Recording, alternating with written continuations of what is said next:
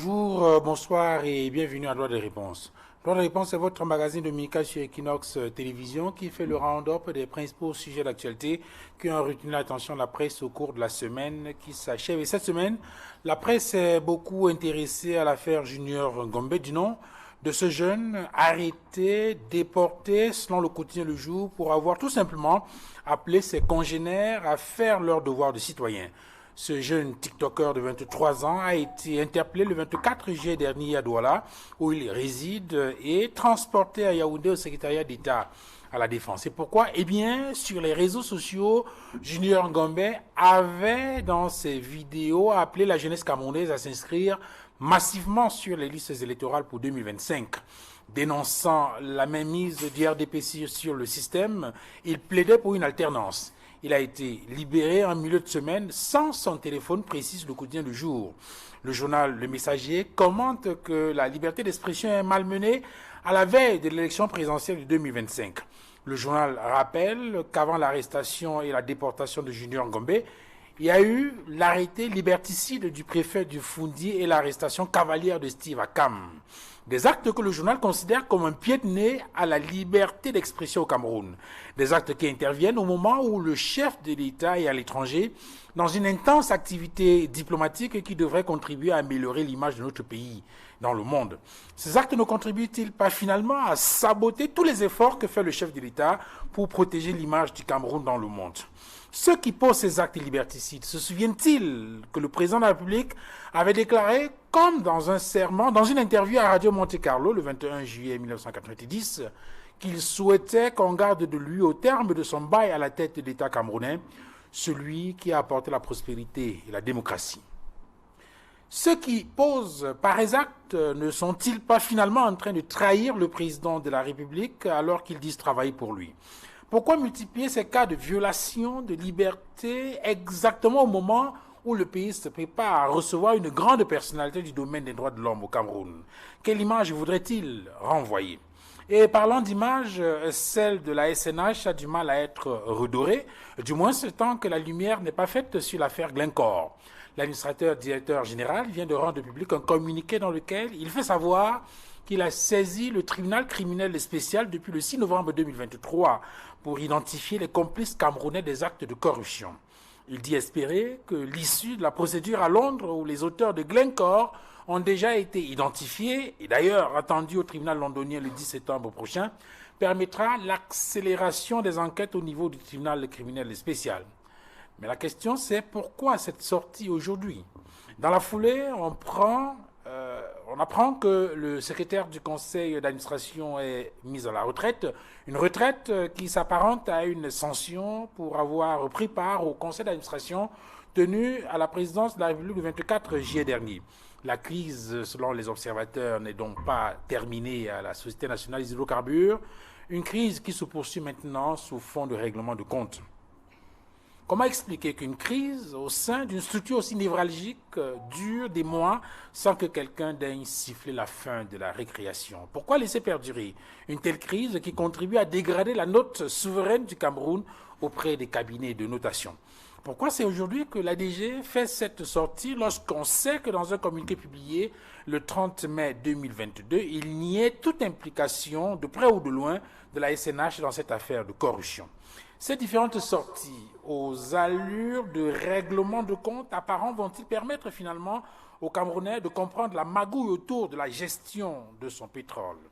Toutes ces questions et bien d'autres constitueront la toile de fond de cette émission de droit de réponse de ce dimanche 4 août 2024, une émission que nous dédions à Suzanne Kalalobé, journaliste émérite qui a rendu l'âme cette semaine.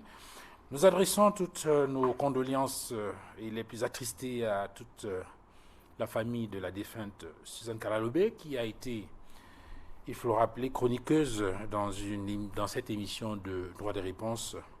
Que le Très-Haut la reçoive dans son éternelle félicité. Convié sur le panel de droit de réponse de ce dimanche, j'introduis tout d'abord Willy Mengue. Bonjour, bienvenue. Bonjour, Monsieur Duval, bonjour à tous ceux qui nous écoutent, bonjour tout le Cameroun et merci pour cette invitation. Vous êtes militant du MRC au moment pour la naissance du Cameroun. Merci infiniment d'être venu sur ce plateau. Edmond Kamkia, bonjour, bienvenue. Bonjour Duval Fangwa, bonjour aux copanélistes. Je renouvelle mes salutations amicales, fraternelles et cordiales aux millions de téléspectateurs fidèles de Droit de Réponse ainsi que ma sincère affection. Merci Edmond d'être venu à cette émission. J'introduis également Maître Claude Assira. Bonjour, bienvenue. Bonjour Monsieur Fangwa et merci pour votre nouvelle invitation. Merci également pour vos vœux. Je voudrais également dire bonjour particulier à mes co-panélistes ainsi que j'imagine à vos millions de téléspectateurs de par le monde. Merci Maître Assira d'être venu. Vous êtes avocat au barreau du Cameroun et enseignant dans les universités du Cameroun et d'Afrique. Sur le plateau également, Émile Messi, bonjour, bienvenue. Merci de m'accueillir Duval et bonjour aux panélistes. Bonjour aux millions de téléspectateurs d'Equinox et surtout de Droit de Réponse. C'est avec beaucoup de plaisir, beaucoup d'honneur de répondre à votre invitation et surtout de porter la voix du Rassemblement démocratique sur ce plateau. Voilà, vous êtes militant du RDPC, le Rassemblement démocratique du peuple camerounais, le parti au pouvoir.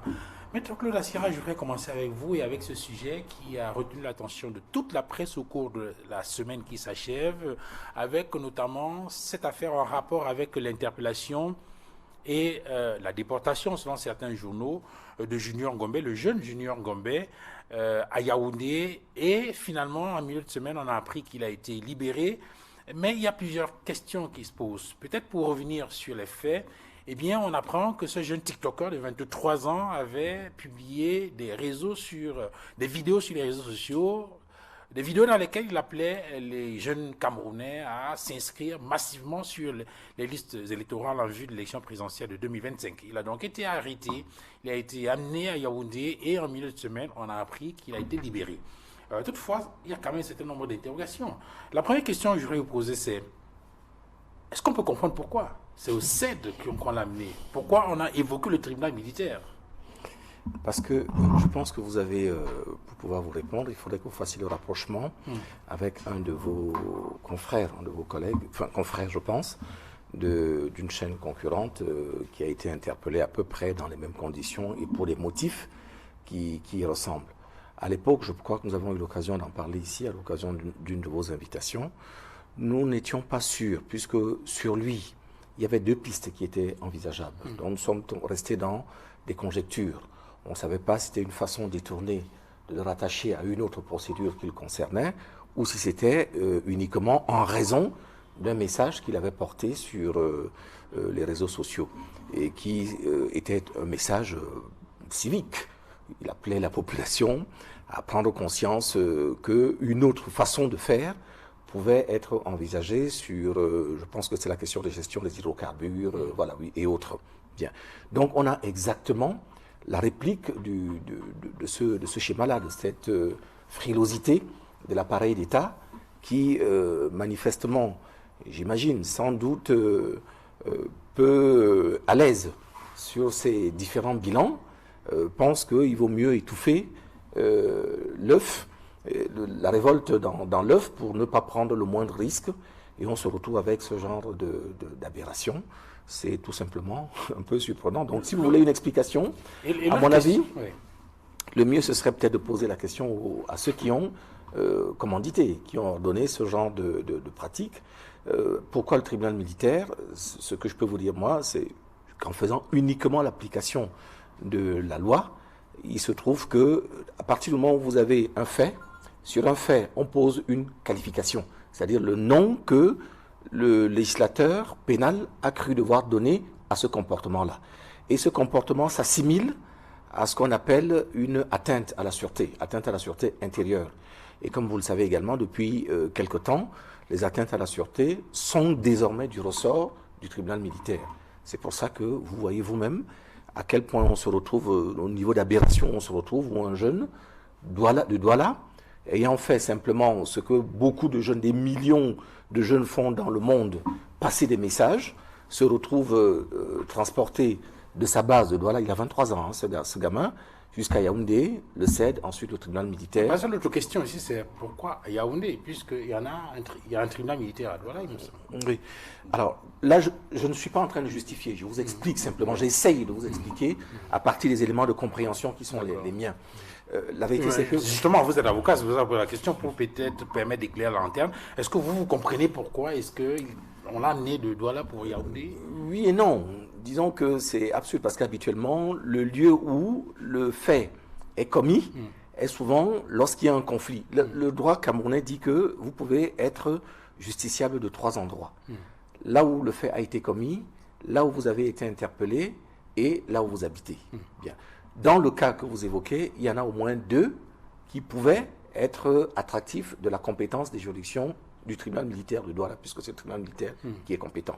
Sauf que j'imagine que dans le climat que je vous indique, on a dû se dire qu'il valait mieux que ce soit plutôt à Yaoundé. Or, il se trouve que le tribunal militaire de Yaoundé a, lui, une compétence nationale. Il y a 10 tribunaux militaires, un par région. Mais le tribunal militaire de Yaoundé a une compétence qui est globale, qui est nationale. Je pense que ça doit être la raison pour laquelle on a dû sans doute, en essayant de tirer les compétences, le faire venir. Peut-être une dernière question, on va donner la parole aux autres intervenants pour permettre justement aux téléspectateurs de bénéficier de votre expertise dans ces questions de droit.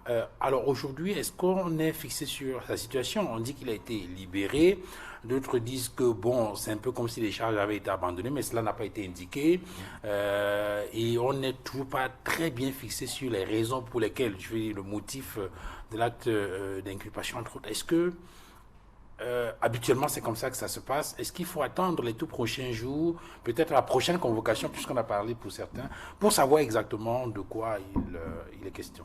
On est vraiment dans le flou total, parce que comme vous venez de l'indiquer vous-même, au travers de vos questions préliminaires, vous comprenez que le motif même pour lequel il est interpellé, même si on avait respecté ses droits, c'est-à-dire le droit déjà d'être informé de ce pourquoi il est poursuivi, le droit de ne pas le priver de liberté à partir du moment où il a un domicile connu, le droit de pouvoir avoir un conseil de son choix dans un environnement où il peut être, et puis le droit d'être jugé là où il a sa famille, c'est-à-dire à Douala.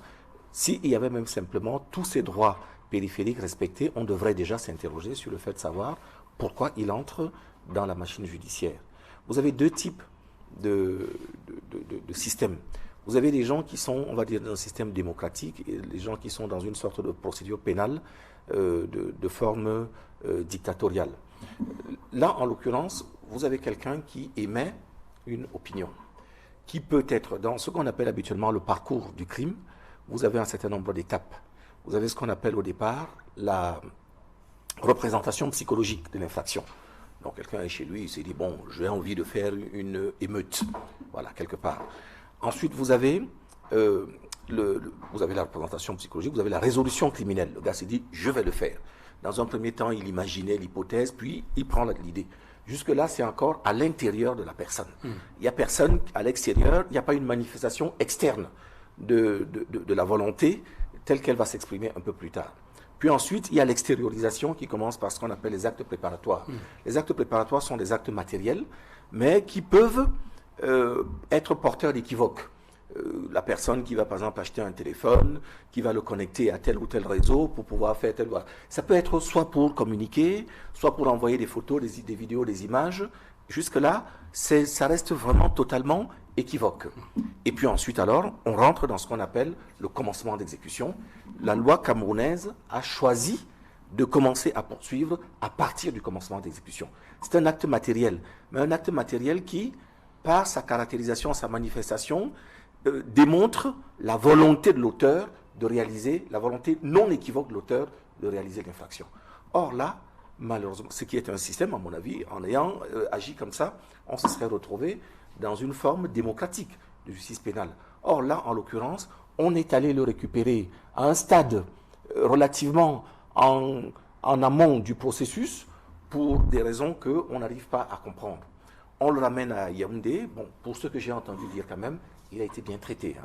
Au CED, je crois que c'est la seule chose que la plupart des conseils qui sont allés le voir nous ont rapporté comme information. Oui, il a été bien traité.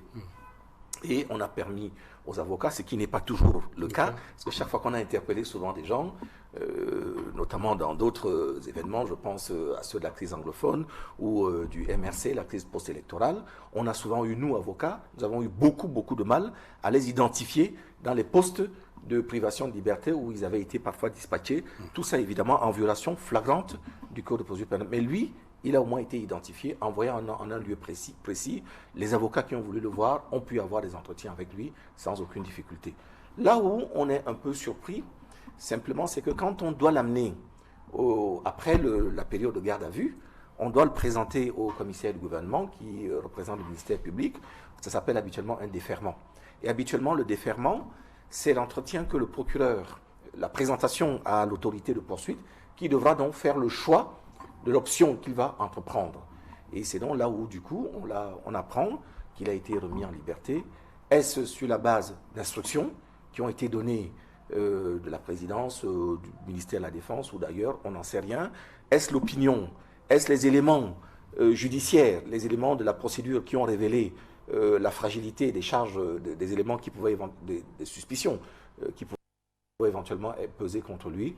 On n'en sait rien pour l'instant. Peut-être qu'il faudrait qu'on attende un peu avant de voir. Mais moi, j'espère vraiment que ça aura été, encore une fois, une manifestation d'une fébrilité de quelques personnes et non pas le fruit d'un processus qui a été vraiment prévu et organisé. C'est comme vous le dites vous-même, c'est tellement bizarre. Ça tombe même au niveau de l'opportunité, au niveau de la communication, du langage de la communication qu'on doit avoir avec l'extérieur.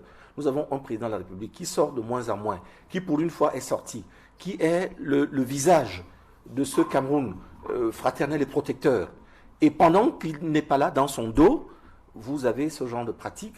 Je ne sais pas quel est le message, même si moi je ne partage pas entièrement l'absolution que vous lui donnez, parce que je pense que ces gens qui sont là, ils ne sont pas là par hasard. Je n'ai jamais vu personne qui casse un carreau et qui entre pour devenir ministre de telle ou telle chose. Et quand ils y restent, malgré les fasques qu'on peut parfois leur reprocher, j'incline à penser que ça doit être ça leur cahier de route, leur feuille de route. Ils ne sont pas là par hasard.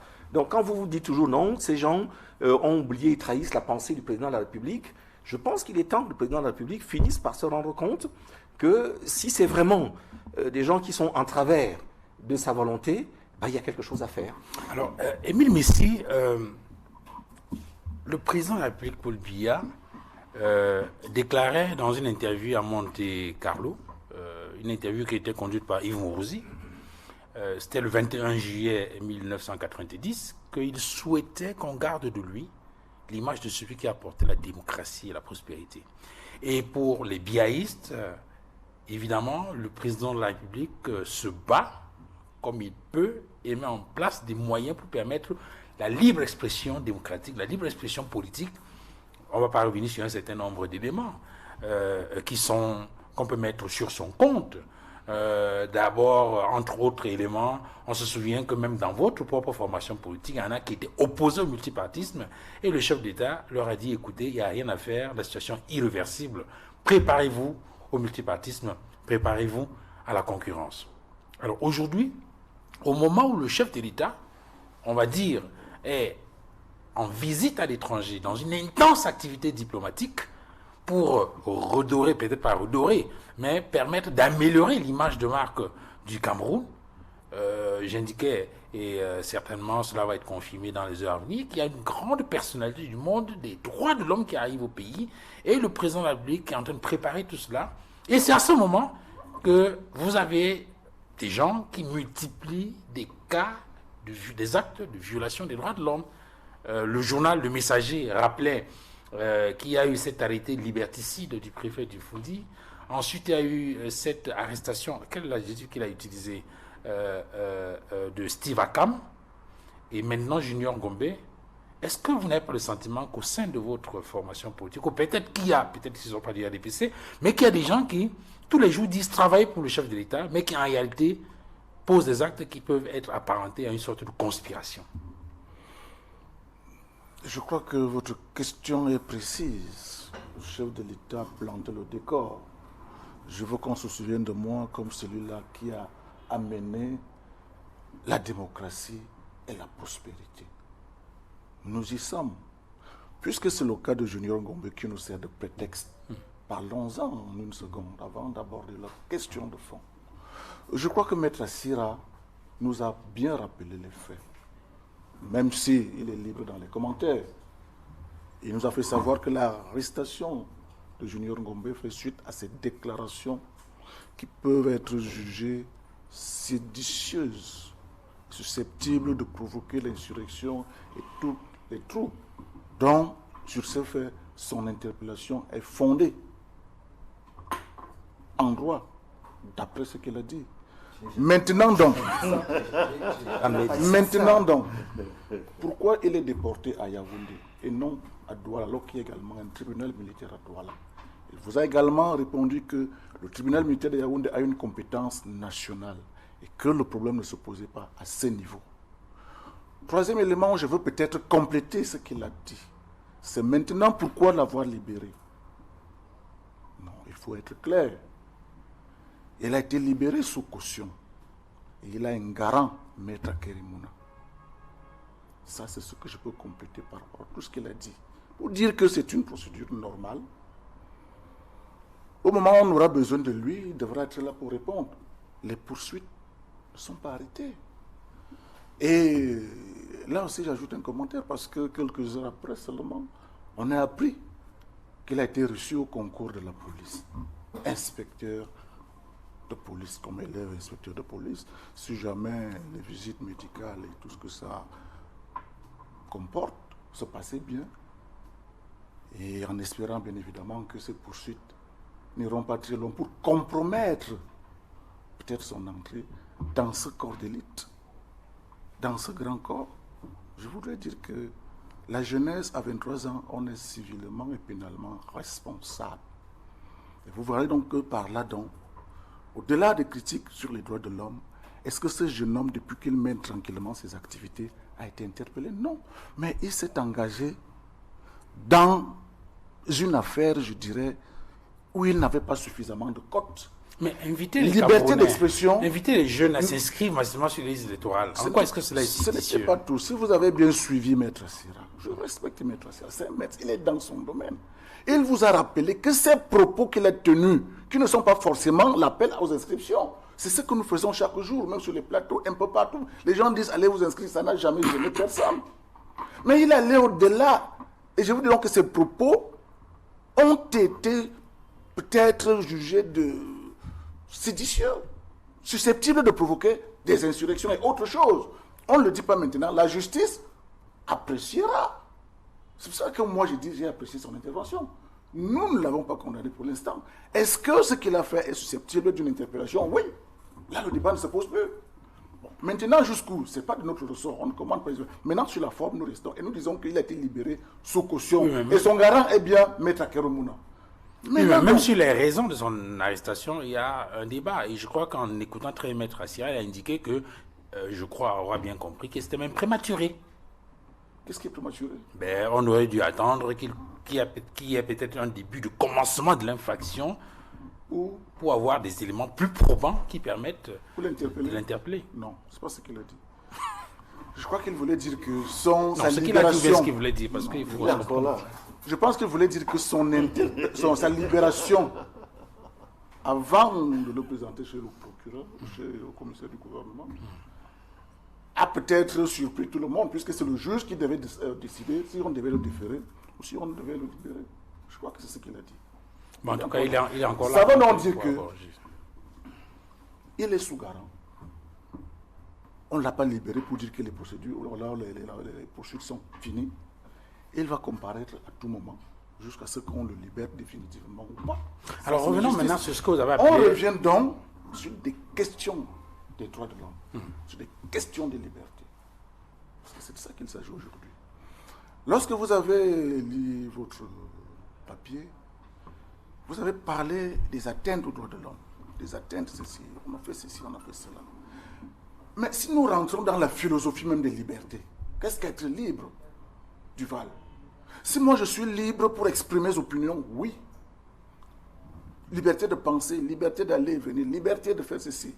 Mais à partir du moment où je ne peux pas enfreindre votre liberté, ou alors votre dignité, je suis totalement libre. La liberté, on le dit souvent, s'arrête là où celle d'autrui commence.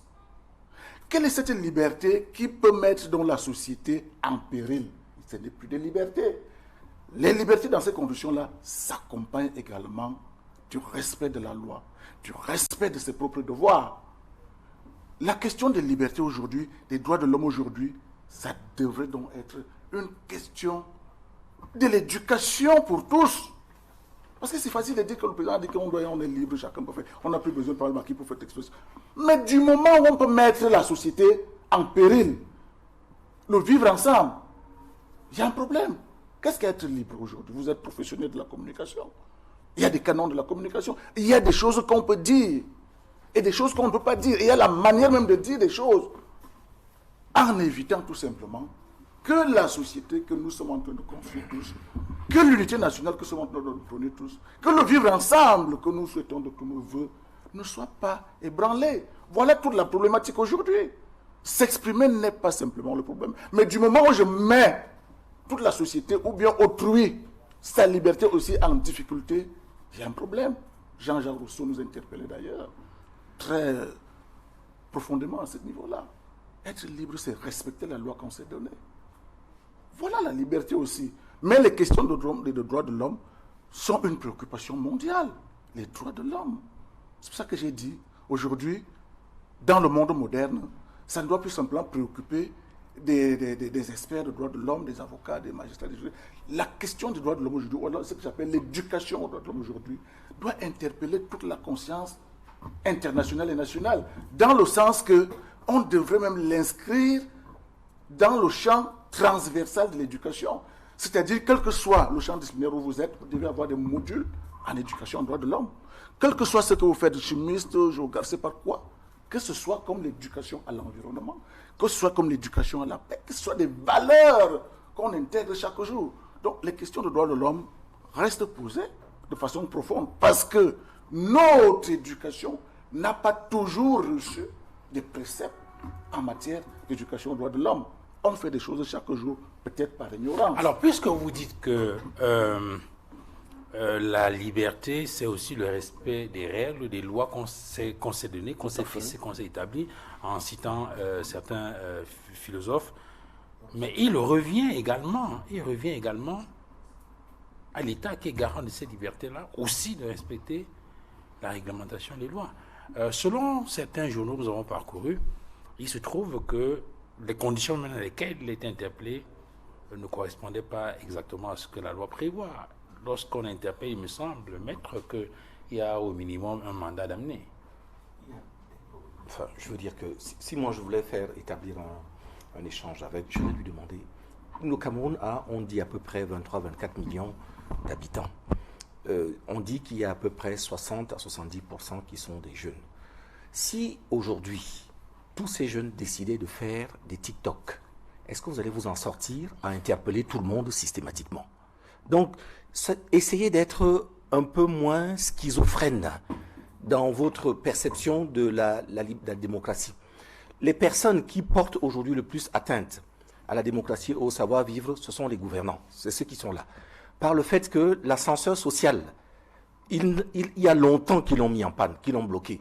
Donc, si les gens devaient être rentrés en sédition, ce ne sera pas parce qu'il y a un jeune, quelque part en commando, qui a fait un TikTok. C'est parce que ils sont tous lassés. Il y en a des centaines et des milliers qui meurent en essayant de traverser le Sahara ou la Méditerranée tous les jours.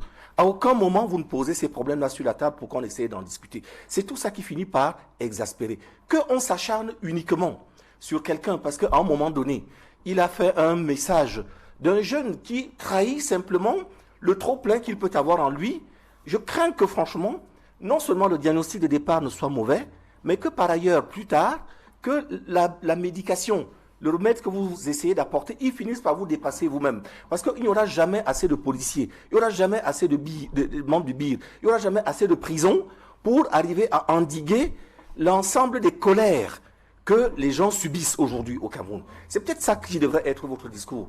Et puis après, une fois qu'on a identifié cela, dans le processus de résolution, respectons les normes, les lois, tout simplement. Vous ne pouvez pas demander aux gens de respecter les lois, et vous qui êtes censés, parce que vous les avez mises en œuvre, les appliquer, décider à partir d'éléments qui sont totalement abscons, de choisir qu'est-ce qui pour vous est une infraction, qu'est-ce qui ne l'est pas, et comment vous faites pour poursuivre la personne. Donc, astreignez-vous déjà vous-même au respect de la loi, et vous serez, à mon avis, beaucoup plus fiable, beaucoup plus fort à demander au reste du peuple le respect de la loi, tout simplement. Oui, pour terminer, je voudrais tout simplement dire que, puisque le parent est là par du RDPC vous-même, le RDPC a toujours prôné une justice juste. C'est-à-dire, vous imaginez une république où la justice ne fait pas son travail. C'est-à-dire corriger des injustices, corriger des frustrations, corriger des inégalités autres. Ce pays va tout droit au chaos. Donc nous prenons une justice juste. La preuve. Maître Assira est un acteur majeur de la justice, du système judiciaire en tant qu'avocat. Il vous a rappelé lui-même que bien avant ce cas, il y a eu un cas similaire d'un de vos confrères dans une chaîne de télévision concurrente ou voisine.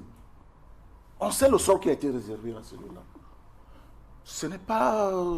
c'est des cas qui peuvent être multipliés. Mais aujourd'hui, c'est que nous appelons que la justice fasse son travail. Pour ce cas précis, par exemple, quand je parle de Maître Akérémona, c'est aussi un avocat qui, comme il a dit, sur le plan du fonctionnement de l'institution judiciaire, a posé des actes, comme il le dit, et a eu peut-être gain de cause sur la demande de libération sous caution. Ça veut dire tout simplement qu'on ne prend pas des gens comme ça et on les jette. Mais Tassira lui-même a défendu des clients et des clients où il a eu raison sur ces clients-là. Ça aussi, c'est un système judiciaire qui est crédible et que nous pensons que on ne peut pas imaginer qu'un seul instant, il y aura un moment où les injustices vont finir, sinon l'institution va disparaître. Mais nous pensons, comme je l'ai dit, l'éducation aux droits humains, aux droits de l'homme, tout ce que nous disons là, est-ce que nous avions tous la même appropriation? Est-ce que nous avons tous la même perception de cette affaire? Voilà ma préoccupation. Okay. Et c'est ça que j'ai dit, c'est une question qui doit tout simplement concerner une catégorie sociale, mais toute la société entière, en tant qu'éducation. Alors, Willy Mengue, vous écoutez le raisonnement d'Émile Messi. Il y a eu l'arrestation et la déportation entre griffes, selon certains journaux, du jeune Junior Gombe. Heureusement, il a été libéré. On arrive à quelle conclusion? Que malgré tout, on a une justice juste, on peut croiser les doigts et dormir tranquille. Junior Gombe fait l'objet d'une libération surveillée. C'est une liberté surveillée. Pour preuve, il a été libéré sous caution. Et en plus, son outil de communication, le téléphone portable, a été retenu. Cela laisse entrevoir les intentions de ceux qui l'ont non pas interpellé, mais kidnappé. Sur le kidnapping, quand les règles que prévoit la procédure pénale ne sont pas respectées, nous sortons de la légalité pour la jungle. C'est le kidnapping. Et lorsqu'il a déjà été kidnappé à Douala, il a été déporté en lieu et place d'un transfèrement. Il a été déporté en violation des règles qui encadrent le transfèrement d'un mis en cause. Lorsqu'il a déjà été kidnappé puis déporté, quel que soit le cas, on vient nous dire aujourd'hui qu'il a été bien traité, nous savons très bien ce que c'est que le CED et quelles sont les intentions de ceux qui sont allés le kidnapper et ceux qui sont allés le kidnapper et puis sont allés le déporter. J'ai envie de dire que quand vous regardez aujourd'hui le vocabulaire juridique camerounais, il est baigné essentiellement dans la répression. Le vocabulaire juridique au Cameroun est essentiellement répressif. Incitation à la rébellion, tentative d'insurrection, de soulèvement. C'est un vocabulaire essentiellement répressif. Or, de tels vocabulaires ne doivent pas prospérer dans une démocratie inclusive, dans une démocratie libérale, comme voudrait bien le faire entendre le cas du Cameroun. C'est dans les systèmes totalitaires et autocratiques, donc essentiellement répressifs, qu'on retrouve le vocabulaire qui est aujourd'hui employé dans notre champ juridique. Et c'est le cas du Cameroun. Quand on parle de kidnapping, le kidnapping est une pratique réservée exclusivement aux terroristes. C'est les terroristes qui procèdent par enlèvement, puis par kidnapping. Parce que les terroristes vivent dans un non-État, dans une jungle. Or, nous sommes dans une république où les règles d'interpellation doivent être exécutées. La déportation est un vocabulaire nazi. C'est les nazis qui déportaient dans les camps de concentration pour aller faire subir la douleur et à la limite aller tuer les juifs. Le vocabulaire du préfet qui l'a convoqué, l'interdiction de séjour, c'est un vocabulaire essentiellement séparatiste. Parce que si on vous empêche de vous mouvoir, d'aller et de venir librement, c'est un droit constitutionnel dans une cité ou dans un département, et que cela vient d'un préfet, on entre droitement dans ce qu'on appelle le séparatisme. Ça veut dire de tels vocabulaires, de tels comportements reflètent ce que nous, au MRC, à travers le communiqué du président national Maurice Kamto, à la suite de l'interpellation 1 de Steve Akam, 2 de Julien Ngobé, ce qu'on appelle le complot contre la République, le complot contre l'état de droit, le complot contre la démocratie. Il faut tout de suite, à la suite, n'est-ce pas, de votre question telle que vous avez formulé votre thématique récurrence des cas de violation des droits de l'homme, une conspiration contre le président de la République. Non, il n'y a pas conspiration contre le président de la République, parce que le président de la République contrôle tous les leviers et tous les acteurs qui sont mis à contribution pour les kidnappings, les enlèvements et les déportations. C'est le président de la République qui est le chef de la sécurité des renseignements. C'est lui le commandant en chef. C'est lui qui nomme aux emplois civils et militaires. Ça veut dire qu'il est mieux placé d'agir ou de recadrer s'il constate qu'il y a dérive. Mais son silence est un silence soit qu'il légitimise, soit alors qui est d'accord avec ce qui se passe. C'est le chef de l'État qui nomme aux emplois civils, nous l'avons dit, c'est-à-dire il est la tutelle des tutelles de la préfectorale. Si monsieur le préfet peut décider par un arrêté. Mais peut-être que c'est le chef d'État, on n'en sait rien pour l'instant, qui a peut-être ordonné justement qu'il y ait cette liberté de Julien Ngobé, une libération sous caution. Le chef de l'État en tant qu'institutionnel, en tant que le chef des institutions, ne devrait pas procéder par... enfin, sa communication doit être officielle. Surtout lorsque nous attaquons l'intérêt général et les droits inaliénables, les droits fondamentaux, parce que les droits de l'homme font partie des droits naturels. Il faut comprendre. Ça veut dire que s'il y a à corriger officiellement, le chef de l'État ne doit pas le faire par une communication qui va de bouche à oreille. Il faut qu'il fasse un communiqué officiel en s'adossant sur le peuple et en exposant ceux des siens qui sont aujourd'hui en train de comploter contre la République et l'État de droit. Donc s'il y a une consigne qu'il a donnée, elle doit être officielle pour qu'il se dédouane et se désolidarise en tant que le transcendant, en tant que le chef de l'État de toutes ces manœuvres. Je suis en train de dire que nous parlons des droits de l'homme, vous comprenez? Les droits de l'homme, parce qu'il faut interroger les principes dans leur jeunesse et dans leur contexte. Les droits de l'homme ne sont pas une simple juxtaposition des mots droit et l'homme. Les droits de l'homme rentrent dans le cadre des droits naturels. Les philosophes des droits naturels nous ont démontré par A plus B depuis le XVIIIe siècle que les droits de l'homme sont la base du développement de tout État possible. C'est la base à partir de laquelle toute institution doit se développer. Ça veut dire que quand on sort du cadre des droits de l'homme, il y en a 3 ou 4 parmi les droits les plus inaliénables. Le droit à la vie, le droit à la sécurité collective individuelle, il y a le droit à la recherche du bonheur et l'épanouissement, et surtout le droit à la liberté politique, la liberté d'exercer ses droits politiques. Avoir les droits politiques est une chose. Exercer ses droits politiques au nom de la liberté politique en est une autre. Il n'est pas normal qu'à l'approche des élections, d'un cycle électoral crucial comme c'est 2025, on se retrouve dans un environnement, dans une sorte de placement où tous ceux qui critiquent, tous ceux qui, au nom de la liberté, peuvent avoir une lecture contradictoire. Le contradictoire, qui est la pierre angulaire de la démocratie, se retrouve dans les mailles des sécurotocrates ou des préfectocrates qui alimentent les invectives et qui, aujourd'hui, veulent faire taire toute dissidence, toute contradiction. Non.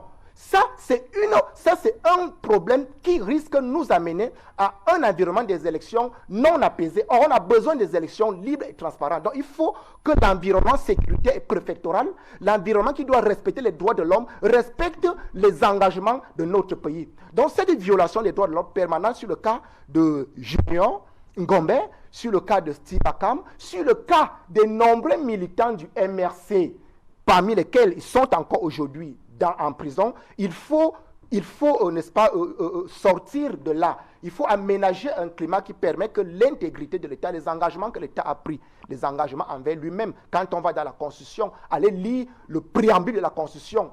Le préambule a 5 paragraphes. Au 13e tiret, il est dit que nul ne peut s'inquiéter ne peut s'inquiéter de ses origines, ni de ses convictions en matière philosophique, politique ou religieuse. Nous avons nos convictions politiques et notre parti politique est légalisé. L'exercice de notre droit politique doit être encadré. Les autorités administratives doivent encadrer les partis politiques. Ne doivent pas être réduites à une sorte de machine à invectives, à port des invectives. Non. Et les autorités sécuritaires doivent comprendre que les enjeux sont au-delà d'une simple élection. Les enjeux sont à ce que le Cameroun puisse retrouver son sens normatif dans tous les engagements que nous avons pris. Dans ce complot-là, avec Junior Ngombe, il faut remercier déjà le sens de l'indignation collective. L'indignation collective. La constitution d'un front commun pour défendre une loi fondamentale qui est la liberté. Ça veut dire que les Camerounais, quand ils le veulent, ils peuvent aussi combattre le démon global qui aujourd'hui est en train d'asphyxier, de nous défaire, de nous déplumer de nos droits. Cette indignation collective doit, pris comme repère ici avec le camp Ngombe, doit servir d'exemple pour les luttes de liberté qui sont une permanente, une dynamique au niveau d'une cité qui doit s'améliorer, comme le cas du Cameroun. Alors, Edmond Kamgia, le président de la République, est à l'étranger. On se souvient qu'il est parti officiellement au nom des Jeux Olympiques. Et tout le monde sait que les Jeux Olympiques sont maintenant terminés. Mais le président est resté, selon un certain nombre de discrétions, eh bien, il mène une intense activité diplomatique. Et tout le monde sait que la préoccupation du chef de l'État, bien évidemment, c'est, n'est-ce pas, améliorer l'image du Cameroun à l'étranger. Et pendant qu'il y est, et pendant qu'il y travaille, vous avez des actes qui sont posés comme cela, que des journaux ont considérés comme des actes liberticides. Et ces actes sont posés par des gens qui disent travailler pour le chef d'État. Est-ce qu'aujourd'hui, cela ne donne pas à réfléchir? Est-ce que ces gens-là travaillent vraiment pour le président de la République? Il est clair que ces gens-là, comme vous les désignez, ne travaillent pas véritablement pour le président de la République, puisque les actes qu'ils posent vont à l'encontre des propos, des déclarations et des mesures prises par le chef de l'État il y a au moins une trentaine d'années. Mais je voudrais, avant de répondre directement à cette question, revenir sur un certain nombre de choses qui ont été dites ici. Pour comprendre, et je voudrais m'adresser à Maître Assira, j'espère qu'il a compris pourquoi ces propos sont diversement interprétés sur ce panel. Parce que vos propos ont laissé planer un doute, un quiproquo, pas seulement sur la présentation des faits, mais sur le pourquoi il a pu se retrouver là-bas. Là, moi-même, j'ai eu du mal à comprendre l'explication que vous avez donnée. Parce que, et vous le savez si bien, il y a... Je ne vais pas revenir sur ce que vous savez déjà, mais là, ce n'est pas à vous que je m'adresse, c'est aux téléspectateurs.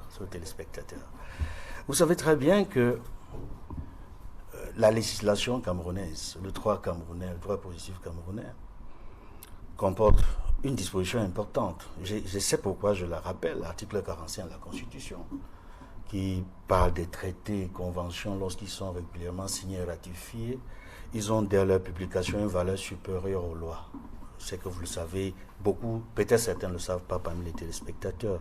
C'est pour rappeler, en fait, que la loi fondamentale camerounaise a consacré, non seulement par l'article 45, la primauté de ces textes ratifiés à l'international, mais également l'a consacré dans son préambule qui a la valeur juridique, parce qu'avant 1996, il y avait un débat sur la valeur juridique préambule de la Constitution. Le problème ne se pose plus. Le préambule fait partie intégrante de la Constitution. Et dans ce préambule, Tout à l'heure, une des dispositions a été citée. Nul ne peut être inquiété en raison de ses origines, de ses croyances, de ses opinions. Et cette disposition se retrouve dans les textes signés et ratifiés par le Cameroun, notamment la Charte africaine des droits de l'homme et des peuples, notamment également le pacte international relatif aux droits civils et politiques. Et maître aussi, vous avez dit quelque chose qui nous m'a surpris tout à l'heure. Vous avez tenu à dire qu'il a été bien traité. Je voudrais, à l'endroit des téléspectateurs, rappeler que le fait de dire qu'il a été bien traité donne l'impression à beaucoup que valide même l'arrestation et l'interpellation. Il n'a pas été bien traité. Edmond Sissoko, juste non, une je seconde. tiens à... Oui, non, je veux préciser ce qui a été D'accord. dit. Ce qui a été dit lorsqu'il est sorti de là, c'est qu'il n'a pas été torturé. Parce qu'on se souvient qu'il y avait certains journaux qui avaient indiqué qu'il avait été arrêté et torturé. Lui, il a indiqué qu'il n'a pas été torturé. Ok. Non, ce n'est pas ce qu'il a dit. Il a dit qu'il n'a pas été torturé. Est-ce que je peux reprendre la parole? Allez-y, terminez. Est-ce que je peux reprendre la parole? Terminez, allez-y. Merci beaucoup. La torture n'est pas seulement physique. La torture est aussi morale et psychologique. D'abord, c'est dans les textes que le Cameroun a signé et ratifié. La torture est aussi morale et psychologique. Et Julien Gombe a été victime d'une torture morale et psychologique. Même si la torture n'a pas été physique, il a été torturé. Le Cameroun a pris ses engagements clairs. A signé la convention contre la torture, contre les actes cruels, inhumains et dégradants. Cet enfant a été torturé, moralement et psychologiquement. Je le dis et je l'affirme. Je dois continuer en disant que Julien Gombe, ce jeune homme, a été effectivement kidnappé à Douala par des individus en civil sans mandat, qui l'ont conduit au groupement de gendarmerie.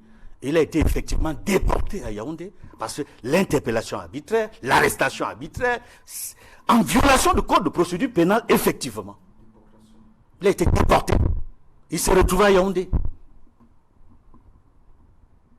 au secrétariat d'État à la Défense, comme un vulgaire bandit armé, comme un terroriste. Et cela me permet de dire que dans les engagements du Cameroun, il sait qu'il ne doit pas conduire les civils, notamment ceux qui sont non armés, devant les tribunaux militaires. Je parle sous le contrôle de Maître Assira ici. Je parle sous son contrôle. Les civils non armés ne doivent pas être présentés devant les tribunaux militaires. Que ce soit à Douala, que ce soit à Yaoundé, Bafoussam, Garoua, ou que ce soit au Cameroun. Mais il a été non armé. À aucun moment il n'a utilisé une arme. Et la Constitution, dans son préambule également, garantit la liberté d'opinion, la liberté d'expression, la liberté de communication. Toute liberté, et c'est pour ça que je vais revenir à la question que vous avez posée sur Paul Biya. Parce qu'il y a eu ce qu'on appelait la cession des libertés en 1990.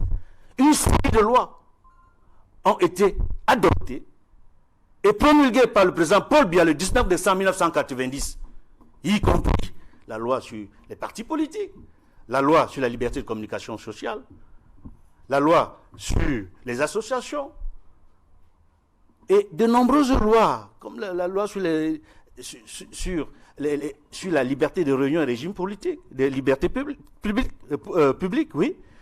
Et surtout, et ça il faut le rappeler, la loi qui abroge l'ordonnance de mars 1962.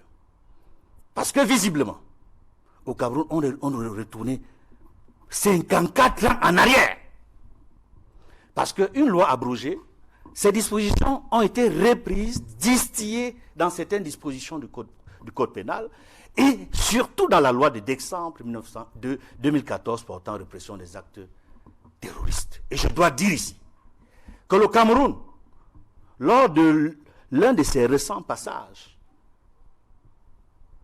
au Conseil des droits de l'homme de Genève, a pris l'engagement ferme à travers son ministre des Relations extérieures que la loi portant répression des actes terroristes sera révisitée et qu'on va expurger de ces textes des dispositions polysémiques, des dispositions qui créent la confusion et laissent penser, comme actuellement, que tout le monde, tout citoyen peut être interpellé comme un vulgaire terroriste.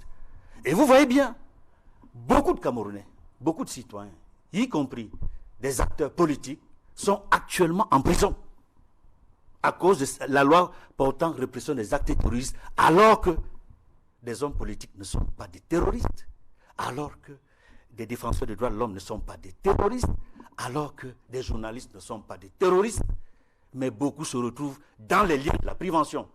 Je ne rappellerai pas le cas bien connu des militants du MRC, Bibou Nissan, Fogué et tous leurs camarades qui ont été condamnés jusqu'à 7 ans de prison. Certains pour avoir marché pacifiquement, pour d'autres, ils n'ont même pas marché.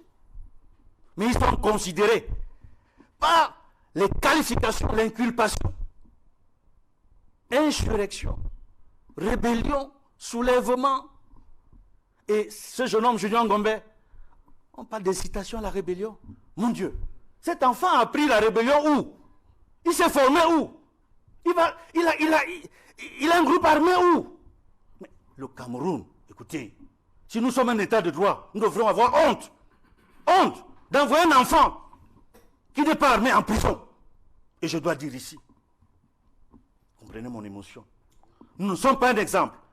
Et c'est pour cela que je vous disais au début de mon propos que ces actes sont contre-productifs, contre le travail même que Paul Biya est allé faire aux Jeux Olympiques. Écoutez, à son âge, on ne voyage pas pour le plaisir de voyager. On voyage quand c'est utile et nécessaire, et même quand c'est urgent. Nous ne pensons pas qu'il soit allé seulement parce qu'il répondait à une invitation aux Jeux Olympiques. Rappelez-vous, en marge des Jeux, il a reçu d'éminentes personnalités, y compris l'ancien chef d'État français, Nicolas Sarkozy, et d'autres personnalités. Il est depuis quelque temps le président Paul Biya. Je le dis avec ma casquette de diplomate, pas seulement de journaliste, avec les informations que nous avons. Il a préparé l'arrivée au Cameroun d'une haute personnalité en matière de droits de l'homme, pour donner l'image du Cameroun comme un Cameroun qui serait un état de droit, qui respecte les principes démocratiques. Mais les actes qui ont été pris contre ce jeune homme, Junior Gombe, et contre un autre, Steve Akam, toujours en violation du droit international, montrent que le Cameroun, désespérément, n'est pas un état de droit. Le président, en principe, devrait être très fâché. Lorsque on a écouté Willy Mengue tout à l'heure, il interpellait le chef de l'État. Pour lui, il doit avoir une communication, mais sauf qu'on sait très bien que le chef de l'État ne lui parle pas beaucoup. Oui. Et c'est un féru de l'administration, tel qu'on le connaît. Il y a certainement des actes qu'il pourrait poser. S'il est vraiment fâché, eh bien, il y a des actes qu'il va poser. Peut-être pas demain ou après-demain, mais dans tous les cas, cela devrait se savoir. Je dis au cas où il est vraiment fâché, puisque tel que vous l'indiquez, mais oui, il y a... des actes qui ont été posés vont à l'encontre de ce que le chef de l'État souhaite pour le Cameroun. Il le dit, vous l'avez rappelé, n'est-ce pas, cette interview de Yves Mourouzi du 21 juillet 1990.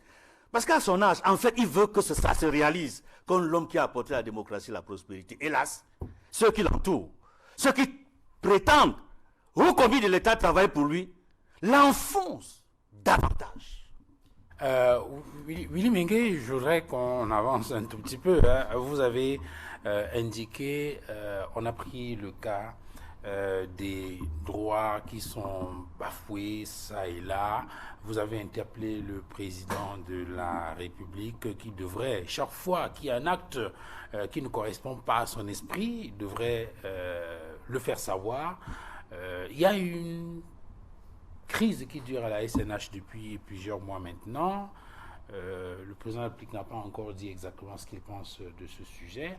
On se souvient qu'il y a déjà 2 ans, on avait annoncé, on avait révélé ce scandale au sujet de Glencore. Et il y avait un communiqué le 30 mai 2022 de l'ADG de la SNH qui indiquait effectivement que, de son point de vue, l'entreprise qu'il dirigeait, à savoir la SNH, n'était impliquée ni de près ni de loin à ce scandale de Glencore. Or, aujourd'hui, il y a un autre communiqué dans lequel on apprend, un autre communiqué qu'il a signé lui-même, on apprend qu'il a introduit une plainte auprès du tribunal criminel spécial et que les enquêtes devraient s'accélérer avec l'issue du procès qui est ouvert à Londres. Parce qu'il faut rappeler qu'au tribunal londonien, les choses ont évolué les auteurs de cette affaire, notamment un ancien directeur de Glencore qui a opéré là-bas entre 2000 et 2014, entre autres, est inculpé. En tout cas, ça avance là-bas. Et l'ADG indique que l'issue, n'est-ce pas, de ce procès au tribunal de Londres devait permettre à l'enquête d'évoluer plus rapidement au niveau du TCS pour qu'on puisse identifier les complices camerounais dans cette affaire de Glencore. Est-ce que vous comprenez cette sortie de l'ADG? Je voudrais bien la comprendre. En même temps, je voudrais avoir une oreille tendue du côté de Maître Akere Mouna, qui a, n'est-ce pas, qui a révélé ce scandale, ce énième scandale financier au niveau du Cameroun, l'affaire dite Glencore ou Glencore Gate.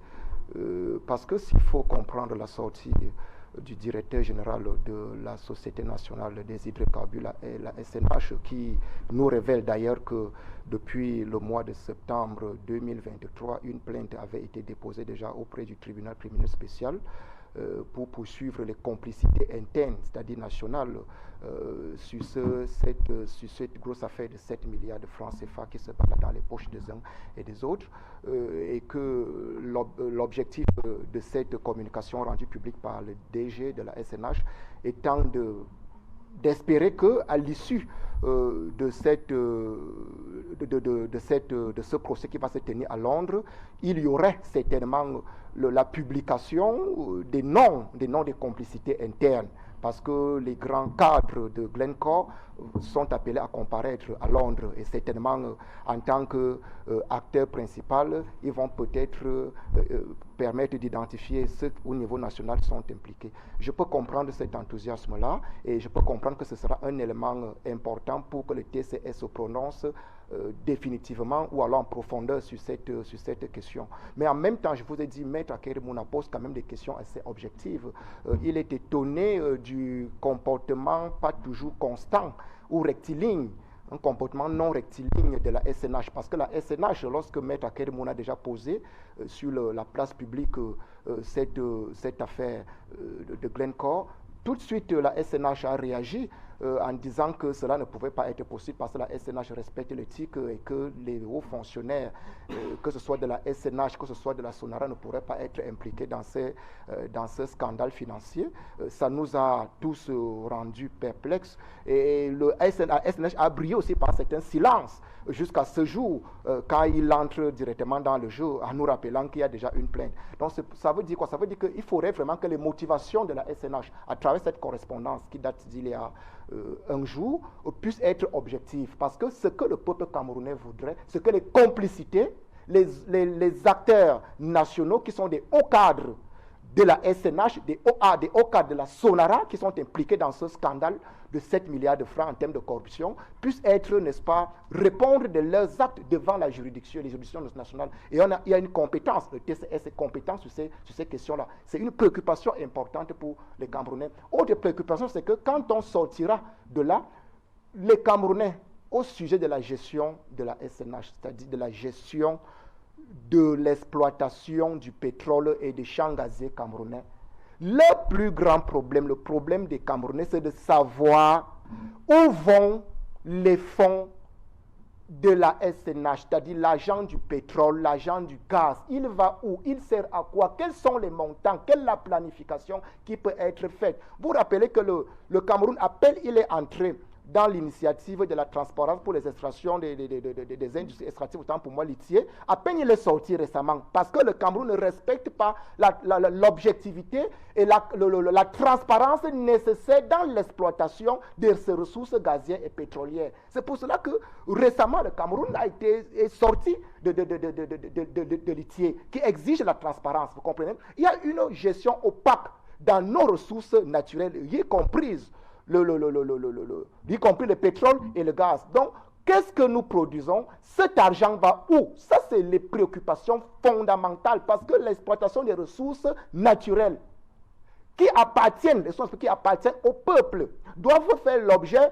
d'un point de développement. C'est à partir de ces ressources-là qu'on doit développer notre pays. Alors pour vous, le bilan comme celui qui a été présenté au dernier conseil d'administration de la SNH, pour vous, ça ne suffit pas. Parce qu'au cours de ce conseil d'administration, lorsque vous parcourez le document final, le communiqué final, on vous donne un certain nombre de chiffres sur ce que l'exploitation du pétrole a produit et quels sont les impôts que la SNH a payés à l'État du Cameroun. Entre autres, pour vous, ça ne suffit pas? Ça ne suffit pas parce qu'il faut partir d'une base, c'est-à-dire la gestion des ressources naturelles, ce n'est pas une affaire privée. C'est-à-dire qu'il faut comprendre qu'est-ce que nous exportons, nous produisons quoi exactement par jour ou par mois, hein, et qu'est-ce que cela vaut. C'est pour cela que Maître Akeremouna, il est très objectif. Il a dit, est-ce que la SNH pour nous expliquer comment est-ce qu'elle s'est mise, n'est-ce pas, à brader les pétroles camerounais à un prix allant jusqu'à moins de 30 voire 70% sur le marché international. Vous comprenez que ce genre de questions-là mérite d'être débattu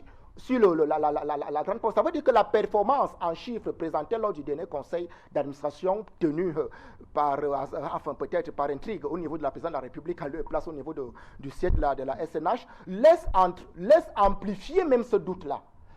Je dis la préoccupation des Camerounais est celle de savoir où va l'argent du pétrole de ce pays, qui le gère et pourquoi, comment est-ce qu'il est géré. C'est l'objectivité que pose la réaction de Maître Akeremouna sur la sortie du DG de la Sonara qui semble avoir là, de la SNH autant pour moi, voilà, qui semble avoir là une réaction, on a envie de dire, de guéguerre qu'il entretient, que cette boîte entretient avec son PCA, qui n'est pas des moindres, c'est-à-dire le ministre d'État, le SGPR. On comprend les guéguerres, les batailles, les accointances nocives et destructives qui s'alimentent entre les deux personnalités. On a vu le DG de la SNH refuser que le conseil d'administration se tienne dans les locaux de la SNH et que par la suite, le SGPR a voulu qu'elle se tienne au niveau de la présidence. Ça veut dire que si le DG réagit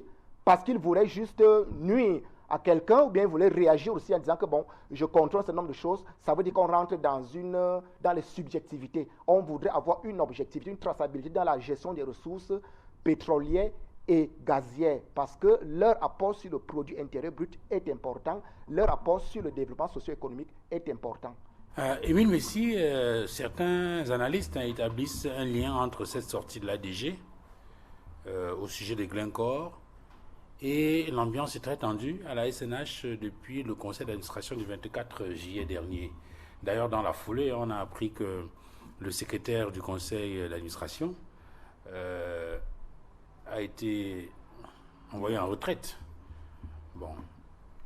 Ça peut paraître banal, sauf que ceux qui analysent indiquent que cette retraite-là s'apparente à une sorte de sanction parce que visiblement il a pris le camp du président du conseil d'administration et donc pour le sanctionner, on a décidé de le mettre à la retraite. Je dis, ce sont des analyses. Maintenant, chacun peut avoir sa propre lecture de cette question-là. Dans tous les cas, ça traduit comme une sorte de guéguerre qui continue de persister au sein de cette structure. Une crise qui dure depuis plusieurs années. Maintenant, peut-être comme le dit Willy, cette bataille au sein de la SNH va permettre aux uns et aux autres de dévoiler un certain nombre de choses pour lesquelles nous n'étions pas au courant. Et peut-être qu'on finira à quelque chose malheur, peut être bon, avoir des précisions sur la manière dont le pétrole camerounais effectivement est géré. Oui, vous avez raison, puisque vous convoquez là aussi la liberté d'analyse. On ne peut pas empêcher aux gens de soupçonner des choses lorsqu'une action est posée. Quelqu'un atteint l'âge de la retraite, peut-être ça arrive au moment où les choses ne sont pas toujours simples et calmes. C'est normal que les gens analysent, réfléchissent, pensent, même si à un moment donné, après ce conseil d'administration, je crois que c'est le PCA qui a fait une sortie pour dire que les gens ont pensé des choses, ont vu des choses qui n'existent pas. Bon. C'est pour dire qu'on a fait beaucoup de commentaires, beaucoup d'analyses, chacun y va de son côté. Ça aussi, c'est l'expression de la liberté, l'expression de la liberté de penser. Et vous me permettrez de me désolidariser du consultant Edmond Kambangia sur la torture morale, psychologique, intellectuelle et même professionnelle qu'il vient d'infliger à Maître Sira sur ce plateau, je voudrais dire que on ne fait pas ça. C'est ça aussi la liberté. Je me suis rendu compte que sur ce plateau, Maître Sira n'est pas libre d'exprimer ce qu'il pense, de dire ce qu'il lui voit. Je ne sais pas pourquoi. Nous sommes tous pour des libertés. Il a dit ce qu'il connaît du dossier. Il a dit même par moments ce qu'il pense. C'est aussi de sa liberté. Mais vous voyez comment ça provoque le courroux du consultant. Moi, je dis, la liberté, c'est aussi ce que nous faisons sur ce plateau. C'est notre comportement aussi. C'est-à-dire qu'on ne peut pas faire deux affaires, deux poids, deux mesures, comme on dit souvent. Cette affaire, je ne reviens pas là-dessus. Ce n'était pas la première. On a vu des condamnations dans les mêmes conditions et tout et tout. Ça n'a pas fait le même tollé. Pour revenir à la question et dire que la crise n'est pas terminée. Vous voyez, pour aller très rapidement, Glencore, c'est une exploitation, c'est une société qui fait dans l'exploitation pétrolière du gaz. Il n'y a pas que le Cameroun que l'affaire a été éclatée. Il y a beaucoup de pays africains, beaucoup de pays américains, le Nigeria, la Côte d'Ivoire, ainsi de suite. Et cette entreprise, cette société qui est anglo-suisse, a été pris au piège par des trous dans les caisses, pour exprimer ça facilement. Il y a eu des déficits, il y a eu des manquements, des manquants, comme on dit même au quartier, dans les caisses de Glencore. Maintenant, pour justifier ces trous, Glencore a dit que c'est parce qu'ils ont donné des pots de vin aux sociétés qui géraient les exploitations pétrolières et gazières. Voilà pourquoi il y a ce déficit. C'est là dont le problème est grand. Au Cameroun, on a corrompu la Sonara, la SNH. Voilà ce que Glencore, les officiers de Glencore disent au tribunal des États-Unis. Bon, pour le Cameroun, on ne peut pas laisser le dossier passer comme ça. Qu'est-ce qui s'est passé effectivement? C'est pour ça qu'on a fait le débat sur cette affaire-là. Qui a effectivement pris l'argent de Glencore? Pour faire quoi? Est-ce que la Sonara ou bien la SNH, puisque pour obtenir une licence d'exploitation ou de la prospection, il y a une procédure. Est-ce que ces gens ont déposé des dossiers et parce qu'ils ont corrompu, on a retenu leur dossier au détriment des autres dossiers?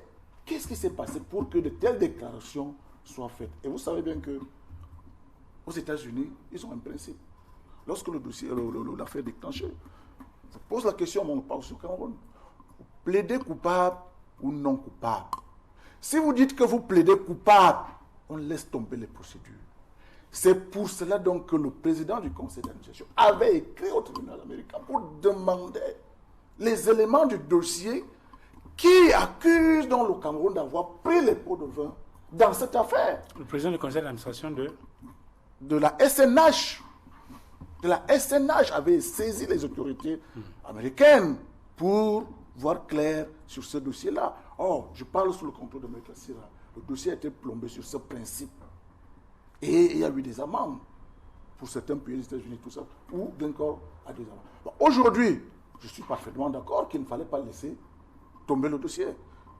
La Sonara a dit qu'ils n'ont jamais pris de pot de vin. La SNH avec les autorités. On a eu les correspondances ici. Mais ça ne suffit pas. Aujourd'hui, on apprend que le chef de l'État lui-même a instruit pour l'ouverture d'une enquête au TCS. Et non, la DG dit que c'est lui qui a saisi le TCS. Quand je dis autorisé, En 2023. quand je dis que le chef de l'État a autorisé l'ouverture d'une enquête, ça veut dire que chaque partie prenante doit faire exactement ce qu'elle a fait. C'est ce qu'il faut comprendre. Okay. Le patron, le seul gestionnaire de cette affaire-là, le chef de l'État lui-même. Ça fait donc aujourd'hui le dossier qui est donc au TCS et également à Londres doit révéler tous les contours. Parce qu'on a vu une certaine agitation politique derrière cette affaire. Qui a fait quoi? Et je suis ravi d'ailleurs de la sortie de l'administrateur directeur général, qui se réjouit lui-même qu'enfin nous avancions là pour que toute la vérité... Parce qu'on apprend que les auteurs... on apprend que certains responsables, notamment l'un des directeurs de Glencore, qui a été à la tête de cette structure pendant plusieurs années, en tout cas pendant les périodes où l'affaire a eu lieu, qu'il a été, il est en ce moment au tribunal. D'ailleurs, on indique que le 10 septembre prochain, eh bien, ils vont se présenter devant le tribunal londonien et certainement qu'au terme ou bien à l'issue de cette procédure, il y a beaucoup de noms qui vont être révélés et peut-être parmi ces noms-là, des noms des complices camerounais. C'est pour cela donc que les autorités camerounaises sont satisfaites. Parce que le premier procès aux États-Unis ne nous a pas laissé beaucoup d'informations au sujet de qui a fait quoi au Cameroun, qui a reçu les pots de vin. On a corrompu qui pour faire exactement quoi.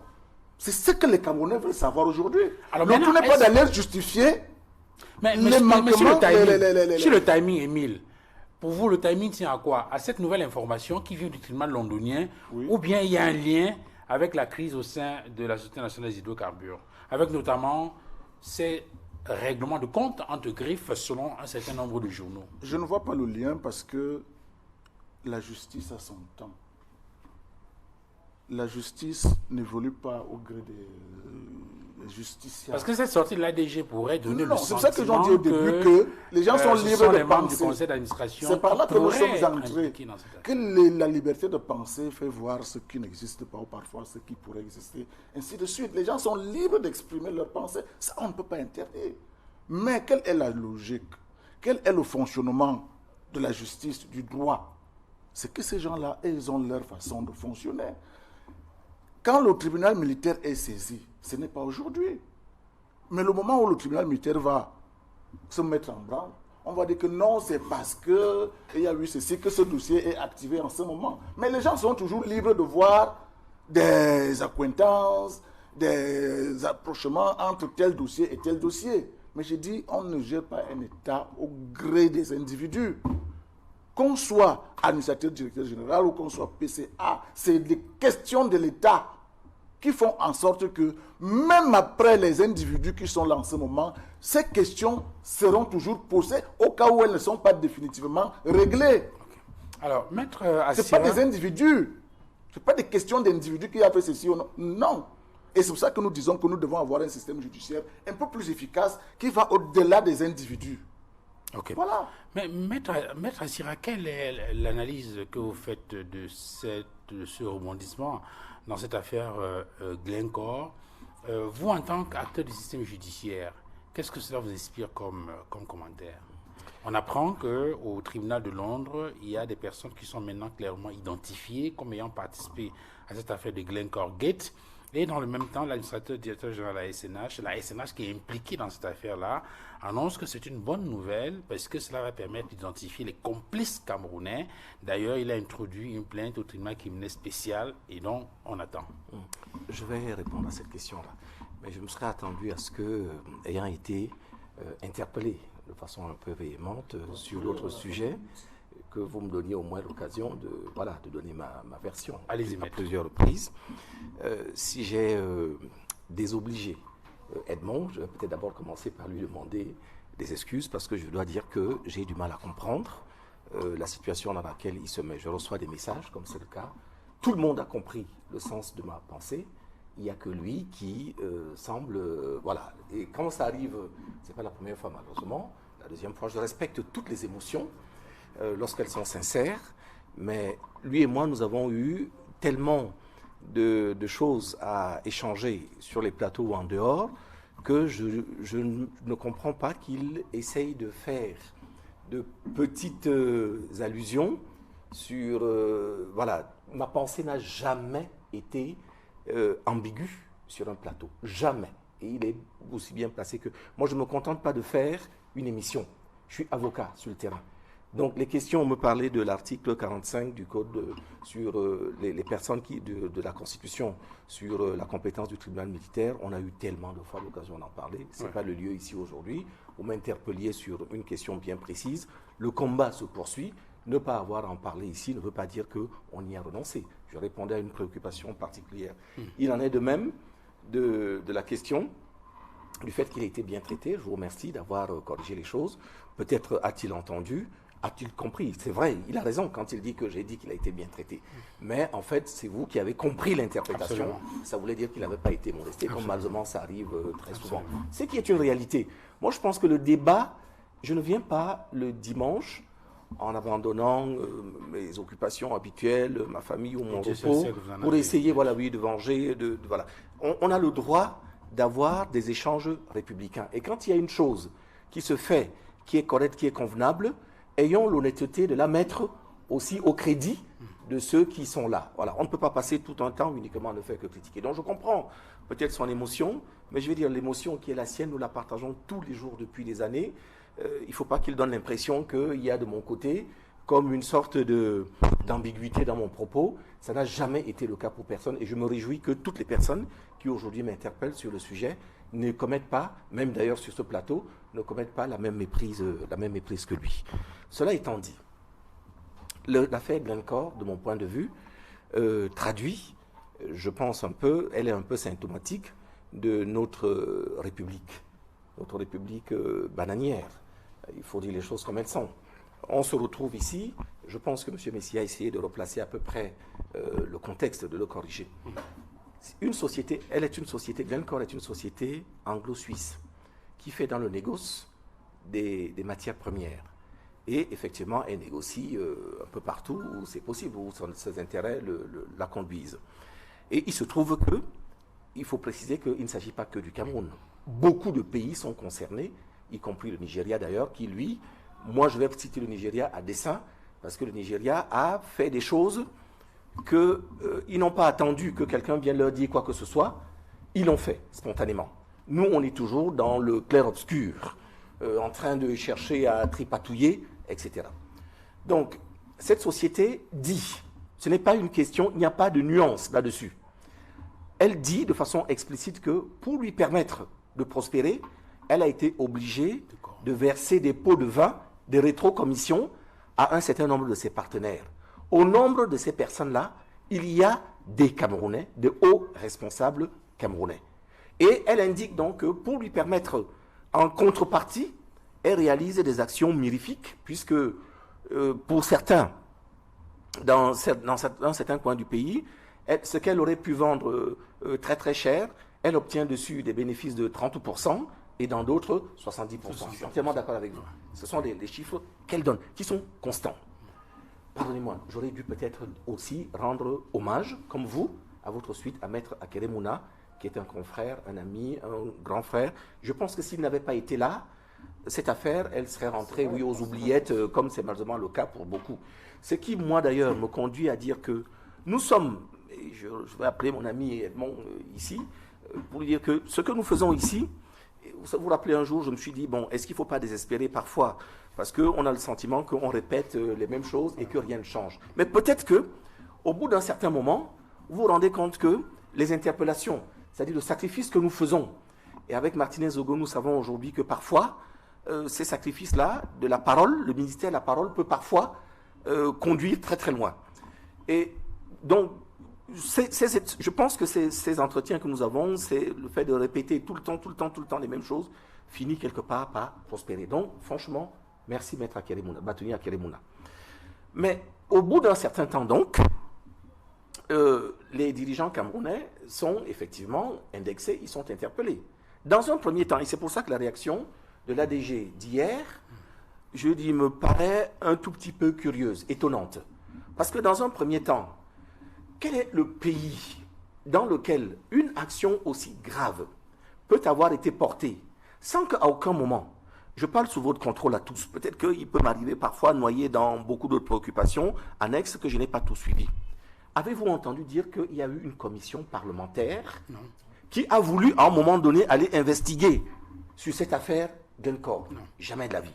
On pourrait d'ailleurs se poser souvent un peu plus largement la question de savoir pourquoi 280 personnes, il y en a 180 ici et 100 un peu plus loin, sont payées grassement aux frais de la République pour rien du tout. Glencore, on peut citer également l'affaire de la crise anglophone. Il n'y a jamais eu la moindre investigation là-dessus. Mais là, c'était l'occasion. Personne n'en a rien fait. Au plan politique, on aurait pu également s'attendre à ce qu'à un moment ou à un autre, les responsables réagissent, comme ce fut le cas au Nigeria voisin. Personne n'a rien dit. Qu'est-ce que nous avons vu à la place? On a vu une lettre exactement du même tonneau que celle d'hier, de l'ADG, où il nous dit non, personne chez nous ne peut être concerné. Écoutez le motif, parce que nous avons des règles qui interdisent cela. Autrement dit, on ne tue pas, on ne vole pas, parce qu'il y a un code qui... Ceux qui tuent, c'est parce qu'ils doivent avoir leur code particulier qui autorise cela. Communiqué un peu curieux. Bien. Les choses continuent leur chemin. Heureusement, Akeremouna, de là où il est, continue. Tout à fait. Il continue. Jusqu'à ce que là, récemment, l'affaire finisse par émerger parce que les dirigeants de Glencore font effectivement ces révélations dans le cadre d'une transaction. Et on leur dit, voilà, si vous ne voulez pas subir les foudres de la justice, vous devez quand même essayer de faire un certain nombre de concessions. Donc, ils font des aveux, ils promettent un certain nombre de choses, etc. En revanche, pour le cas du Cameroun a effectivement un certain nombre d'agents dont les noms parfois circulent dans les réseaux sociaux, voilà, etc. Je pense que la justice, ou eux-mêmes finiront, ou peut-être la justice camerounaise finira par les révéler lorsque les choses seront effectivement bien sûres. Si je pense que le sens de la décision du communiqué de l'ADG d'hier est un peu une sorte de parapluie de prévention et de précaution, parce qu'il sent que, au point où on est, voilà, les choses vont lui échapper, vont finir par lui échapper.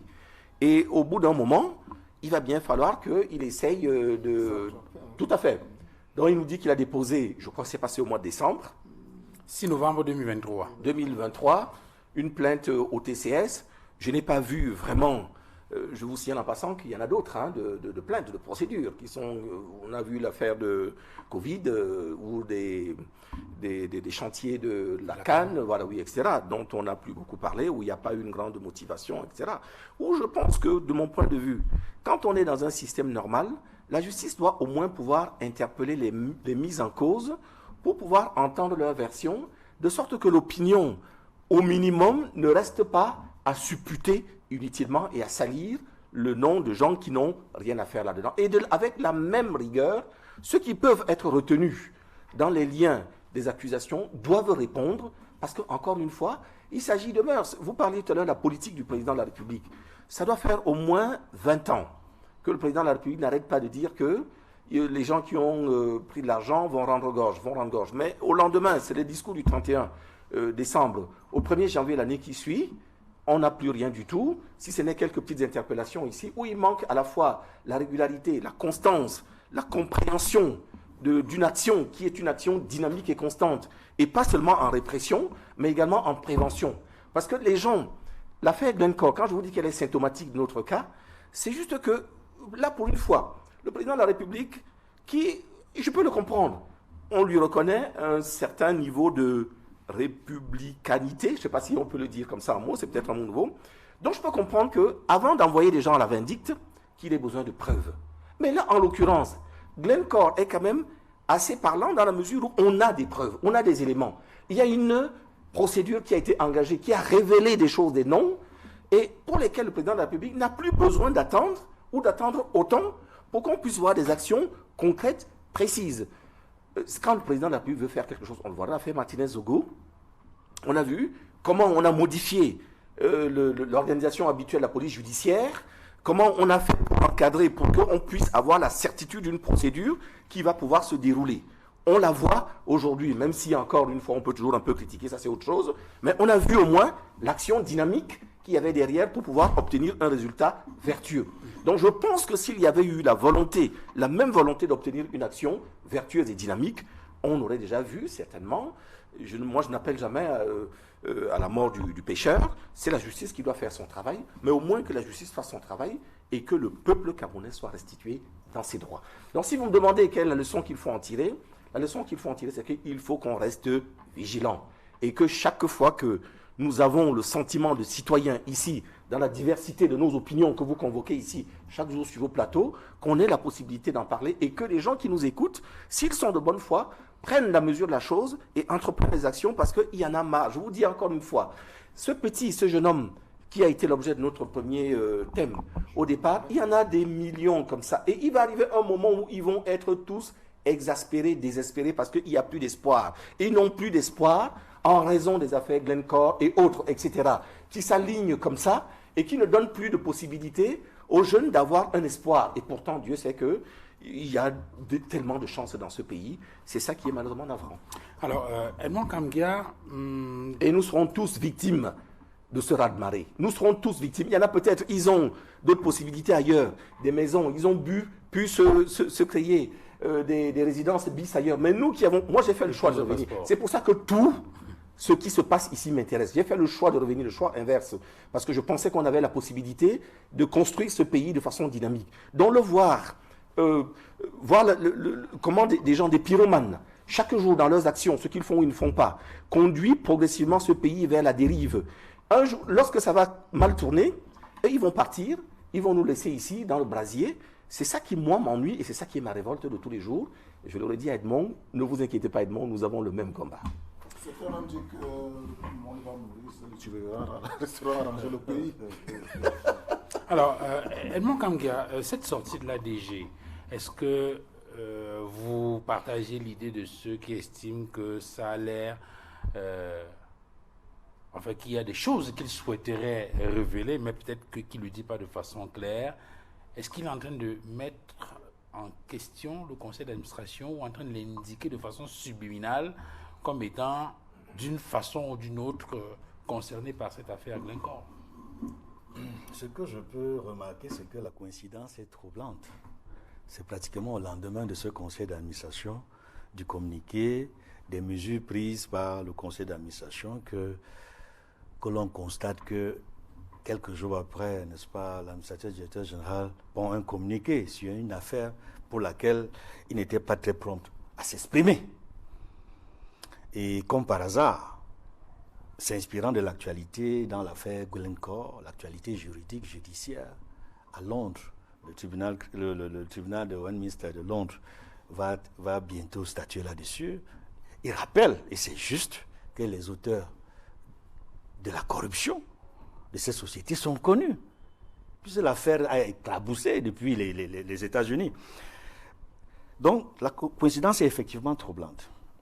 L'autre chose qu'il faut dire, c'est que très vite, une décision qui est prise en interne, n'est-ce pas, concernant un membre du personnel, qui est par ailleurs secrétaire du conseil d'administration, qui est mis en retraite dans les conditions que l'on peut imaginer, donne l'impression que c'est une réponse au conseil d'administration. C'est une réponse aux mesures édictées par le conseil d'administration.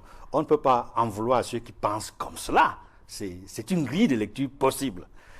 Mais au-delà de ça... Et qui me semble, je ne sais pas si je me trompe, qui était également le président du conseil d'administration d'une compagnie d'assurance qui est dans le giron de la SNH.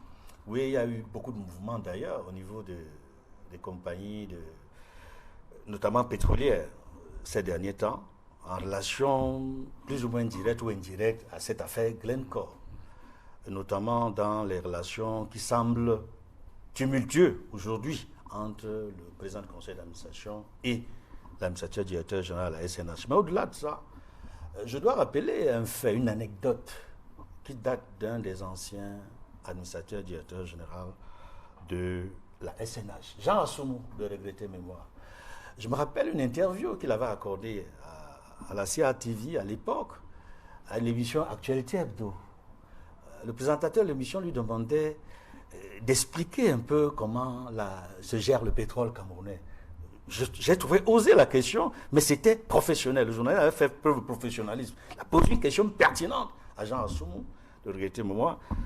Vous vous rappelez sa réponse? Les affaires de pétrole sont compliquées. Pardon. Je ne rends compte qu'au chef de l'État. C'est une affaire entre lui et moi. Le peuple ne peut pas comprendre ce qui se passe dans le pétrole camerounais. Voilà ce qu'il avait dit, pour le paraphraser. En fait, cela démontre à souhait pourquoi le Cameroun est souvent interpellé sur les questions de malgouvernance en général, et en particulier sur l'engagement, sur les engagements que le Cameroun a pris et qui n'a pas pu respecter à l'international, notamment au niveau de l'ITIE, l'initiative de transparence dans des industries extractives, notamment sur les questions, les ressources, et M. Menge l'a si bien rappelé tout à l'heure, dans la gestion des ressources minières et gazières, pétrolières aussi. C'est pour vous dire qu'en réalité, l'affaire de l'or noir au Cameroun est une affaire assez particulière. Et cela se déteint dans les rapports historiques entre celui qui est administrateur directeur général et le président de la République. C'est pour cela que j'ai commencé par cette anecdote. Vous dites que c'est d'abord une affaire entre l'administrateur directeur général et le président de la République. Mais c'est aussi une question qui concerne le conseil d'administration et son président et l'ensemble des membres qui devraient être en harmonie sur la manière dont les choses sont gérées. Mais visiblement, avec l'affaire SNH, on se rend compte que les relations sont effectivement tumultueuses et ne sont pas bonnes entre l'administrateur directeur général et certains administrateurs. On n'est pas ici pour citer des noms. Oui, c'est une bonne nouvelle par rapport à ce que dit l'administrateur directeur général. C'est-à-dire, peut-être qu'à partir du 10 septembre prochain à Londres, dans l'évolution de ce dossier, cela pourrait avoir des conséquences dans l'enquête qui est menée au Cameroun. Et il rappelle fort bien qu'il a fait une plainte au tribunal criminel spécial. L'évolution des choses pourrait permettre d'identifier les acteurs et complices camerounais. Il le dit très bien dans la lettre. J'ai dit c'est une bonne nouvelle pour l'opinion publique nationale et internationale. Mais, est-ce que lorsque l'on aura à l'international, parce qu'à l'international c'est facile de savoir qui a fait quoi au Cameroun. Mais au Cameroun, est-ce qu'on sera capable d'affirmer et de confirmer au terme de l'enquête que voilà les acteurs et complices de la corruption de Glencore au Cameroun? C'est une grande question qu'il faut se poser. C'est une grande question pourquoi? Parce que dans les dossiers précédents, pas dans le pétrole, je vais parler du Covid-Gate, on a vu comment les magistrats du Cameroun ont fait un travail formidable au niveau de la Chambre des comptes. On fait un dossier, un rapport remis au chef de l'État, au président de la République. On a vu comment les choses ont continué par la suite. On s'est attendu à ce que l'instance judiciaire appropriée, le tribunal criminel spécial, se prononce au terme de ces enquêtes-là, qui est un procès en bonne et due forme, sur la base des accusations formulées par la Chambre des comptes concernant le Covid-Gate sur certains ministres ou ministères. Mais jusqu'à aujourd'hui, motus et bouche cousue. J'ai très peur qu'au Cameroun, l'affaire Glencore s'achève comme le Covid-Gate actuel. C'est-à-dire, point d'interrogation. En point d'interrogation. Je préfère dire, attendons de voir, just wait and see. Peut-être qu'on sera positivement surpris, agréablement surpris, mais l'expérience des choses m'amène à penser que ce ne sera pas évident, compte tenu du climat sociopolitique actuel et compte tenu enfin de la guerre de succession au pouvoir actuellement. Mais on pourrait dire... Juste une petite seconde par rapport à cette question-là, parce que j'ai l'impression que Edmond Kamgia est allé presque dans le sens de Maître Siga sur les conclusions, à savoir... Assira, merci. Sur les conclusions de cette affaire. C'est-à-dire que aujourd'hui le Cameroun est mêlé dans une affaire de corruption. Ça se passe que c'est la suite de l'aveu de Glencore. Pas au Cameroun, aux États-Unis, et la justice américaine avait déjà prononcé le verdict sur cette affaire. Aujourd'hui donc, c'est cette société en temps normal, Maître Siga. C'est celui, Maître Assira, s'il vous plaît, c'est pas beaucoup, ça me chante. Maître Assira. C'est celui qui accuse qui devrait apporter des preuves de l'accusation. C'est le principe même de la justice.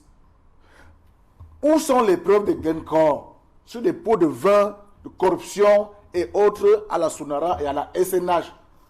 C'est tout ce que le PCA de la SNH a demandé jusqu'à aujourd'hui sans réponse. Pourquoi vouloir tourner dans une affaire qui ne nous concerne même pas? Ah bon? Ça ne nous concerne pas, pourquoi? Parce que c'est des allégations jusque-là sans preuve. Et je vous ai dit, ils savent pourquoi ils l'ont fait. Vous pouvez utiliser un argent ou alors faire un détournement pour une mission précise. Et justifier cela par une fausse allégation. Cette hypothèse n'est pas à exclure.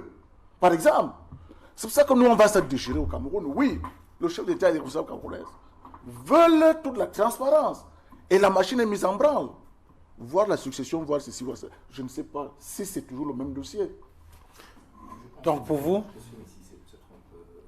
sur tous les niveaux, il est impossible, je vous le dis vraiment, il m'est arrivé de pratiquer la justice anglaise pendant quelques années.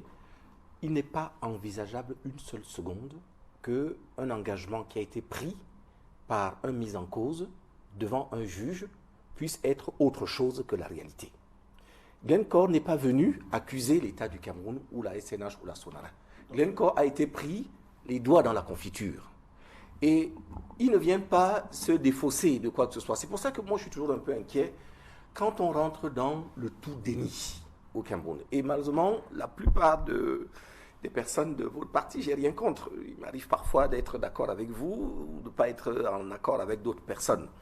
Mais j'observe que pour qu'il puisse y avoir un processus qui conduise à la mise en place de quelque chose de vertueux, il faut déjà au moins avoir fait le bon diagnostic. Et vous ne faites jamais le bon diagnostic si chaque fois que vous êtes mis en cause, vous faites immédiatement le jeu du parapluie, vous essayez de vous défausser, de trouver parfois des explications et des justifications qui sont totalement absurdes, aberrantes et sans prise avec la réalité. Au Cameroun, quelle est l'explication que nous faisons sur un fait? Glencore, c'est ce que je suis en train de dire. Glencore n'a pas mis en cause l'État du Cameroun. Les éléments que les justices américaines et britanniques qui enquêtaient ont pu constater établissaient de façon non discutable que, au nombre des faits qui pouvaient être reprochés à Glencore, il y avait des actes qui impliquaient un certain nombre de personnalités camerounaises. Non, je crois que ce n'est pas ça la vérité. C'est Glencore qui avoue devant le tribunal que ce trou d'argent qui est dans nos caisses, voilà à quoi cet argent a servi. Ils n'ont pas de preuves. C'était une simple déclaration. C'est justement donc là la difficulté que nous avons. Vous êtes un homme de la justice, avocat de surcroît. Émile, dites-nous, dans ces conditions-là, de votre point de vue, qu'est-ce qu'on fait là maintenant? Ce que nous faisons, c'est que, et je peux même convoquer la dimension diplomatique de l'affaire. Qu'est-ce qu'on fait là maintenant? Ce qu'on fait là maintenant, c'est que ceux qui affirment avoir corrompu les autorités camerounaises mettent sur la place de la justice ces preuves-là. Pour que la justice puisse se mettre en branle. Et tant qu'ils ne l'ont pas fait? Tant qu'ils l'ont fait. Tant qu'ils ne l'ont pas encore fait? Tant qu'ils l'ont encore fait, nous allons supputer en vain. Parce que vous donc, ne pouvez pas... maintenant, la plainte introduite au TCS pour vous, ça n'a aucune valeur, c'est ça? La plainte a tout simplement une valeur d'ouvrir une enquête. Et une enquête qui est interne au Cameroun et non par rapport aux déclarations verbales de Glencore. Ok. C'est incroyable. Alors, la justice est sur les preuves. Ok, très bien. Les preuves. D'accord. Alors, j'apprends ainsi que toutes les preuves sont réunies. Où sont-elles? Ok. Oui. Pourquoi on ne perd pas le temps? Où sont ces preuves, maître? Etc. Je vous propose juste de nous inviter plus tard, dans un an, quelques mois, lorsque les choses auront été... Je vous dis, il n'y a aucune chance que ce qui est dit, qui est discuté, les mises en cause de l'État, enfin des personnalités, puissent souffrir de... La justice a toujours un aléa, je le dis même à mes clients. C'est 1,99. Il y a des fois, celui qui a vu que le 1%, même lorsque vous avez 99% de chances de perdre, il vous donne raison parce que, bah oui, lui, il a vu le 1%. Mais donc, on ne peut pas dire, quand il s'agit de choses qui impliquent les hommes, qu'il y a une certitude à 100%. Mais je peux vous dire que on reviendra ici, devant vous, heureusement. J'espère que Dieu nous prêtera vie jusqu'à ce moment-là, qui ne doit pas être très long, c'est quand même l'étude. Et vous allez constater que, malheureusement, les autorités camerounaises seront mises en cause. Et d'ailleurs, vous êtes vous-même un peu paradoxal avec vous-même. On ne porte pas plainte dans une affaire comme celle-là, surtout après avoir fait toutes les circonstances. Sur la base de soupçons, bien évidemment. Oui. Messi, nous connaissons tous de soupçons au Cameroun. Nous savons tous comment... On n'avait même pas besoin que... Vous pensez que le président de la République poursuit des gens? C'est vous qui avez dit ici que c'est le président de la République qui a donné l'autorisation. Le président de la République poursuit des gens. Le président de la République poursuit des gens sur la base des soupçons. Pas du tout. Si c'est arrivé au niveau de la présidence de la République... Poursuivre, engager des procédures, pas dire qu'on est condamné. Laissez-moi juste terminer. Vous allez avoir après la possibilité. Vous m'avez interpellé. Donc je vous dis que le président de la République ne peut pas avoir entrepris, s'être engagé à ce point-là s'il s'agissait simplement de ragots. Il y a tellement de ragots, comme vous le savez vous-même, et qui, justement, ne donnent pas toujours lieu à des procédures. Je pense même qu'il y a souvent aussi des accusations qui ne donnent même pas lieu à des procédures. Voilà. Si on en est arrivé à ce point-là, c'est que je pense qu'on soupçonne, on subodore qu'il y a des éléments suffisamment concordants pour qu'on puisse s'interpeller et qu'il puisse y avoir. Je pense que la SNH, comme les autres, vont certainement un peu utiliser cette procédure-là comme une sorte de voie de bifurcation pour essayer de se présenter comme étant des agneaux blancs qui ont essayé eux aussi de prouver, de participer à la manifestation de la vérité. Dans le même sens, on comprend donc pourquoi la Grande-Bretagne, à son niveau également, a ouvert la... Monsieur, pas satisfaite de la justice américaine. C'est ce qu'il faut comprendre. On sort de l'émission, on a moins de 10 minutes. Je voudrais savoir, on parle de 8766 cas d'absentéisme irrégulier constatés au sein des effectifs à la fonction publique camerounaise. Est-ce que... Ah, d'accord. Ça, je croyais que vous allez demander s'il y a des preuves ou avoir ces chiffres. C'est très grave. Pourquoi? Parce que c'est l'efficacité même du service public qui est mise en jeu. Parce que quand on dit service public ici, c'est pour tout le monde. La fonction publique, l'État a pour obligation de donner des services au peuple. Or, si ces agents qui sont placés là pour le service public, c'est-à-dire pour donner satisfaction aux uns et aux autres, ne sont pas en place, c'est pour ça que je pose le problème de l'efficacité du service public. Mais pourtant, ce n'est pas nouveau. Ce n'est pas nouveau parce que nous n'avons plus assez de temps. Cet absentéisme chronique observé depuis. Bon. Et très souvent, on dit on va prendre des mesures. Je peux mener une enquête, mais on peut avoir des raisons aussi. Pour justifier l'absentéisme? Bien évidemment. Ok. Les gens ont toujours des raisons, même si des raisons ne sont pas fondées. Parce que très souvent au Cameroun, c'est que quoi? Lorsqu'on cherche du travail, comme on le dit, on est très sérieux, on s'engage à tout faire et tout. Mais quand elle est là... Alors, on a révélé ça au cours du conseil de cabinet qui vient de s'achever, je crois que c'était le 24 ou 25 juillet dernier, et on dit qu'on va prendre des mesures. Vous croyez en ces mesures-là? Les mesures même sont déjà connues par le statut de la fonction publique. Rien n'est de nouveau sous le soleil. On va peut-être être un peu plus vigilant maintenant. Ce n'est pas des mesures qui vont tomber. Est-ce que ces mesures peuvent permettre de juguler ce mal?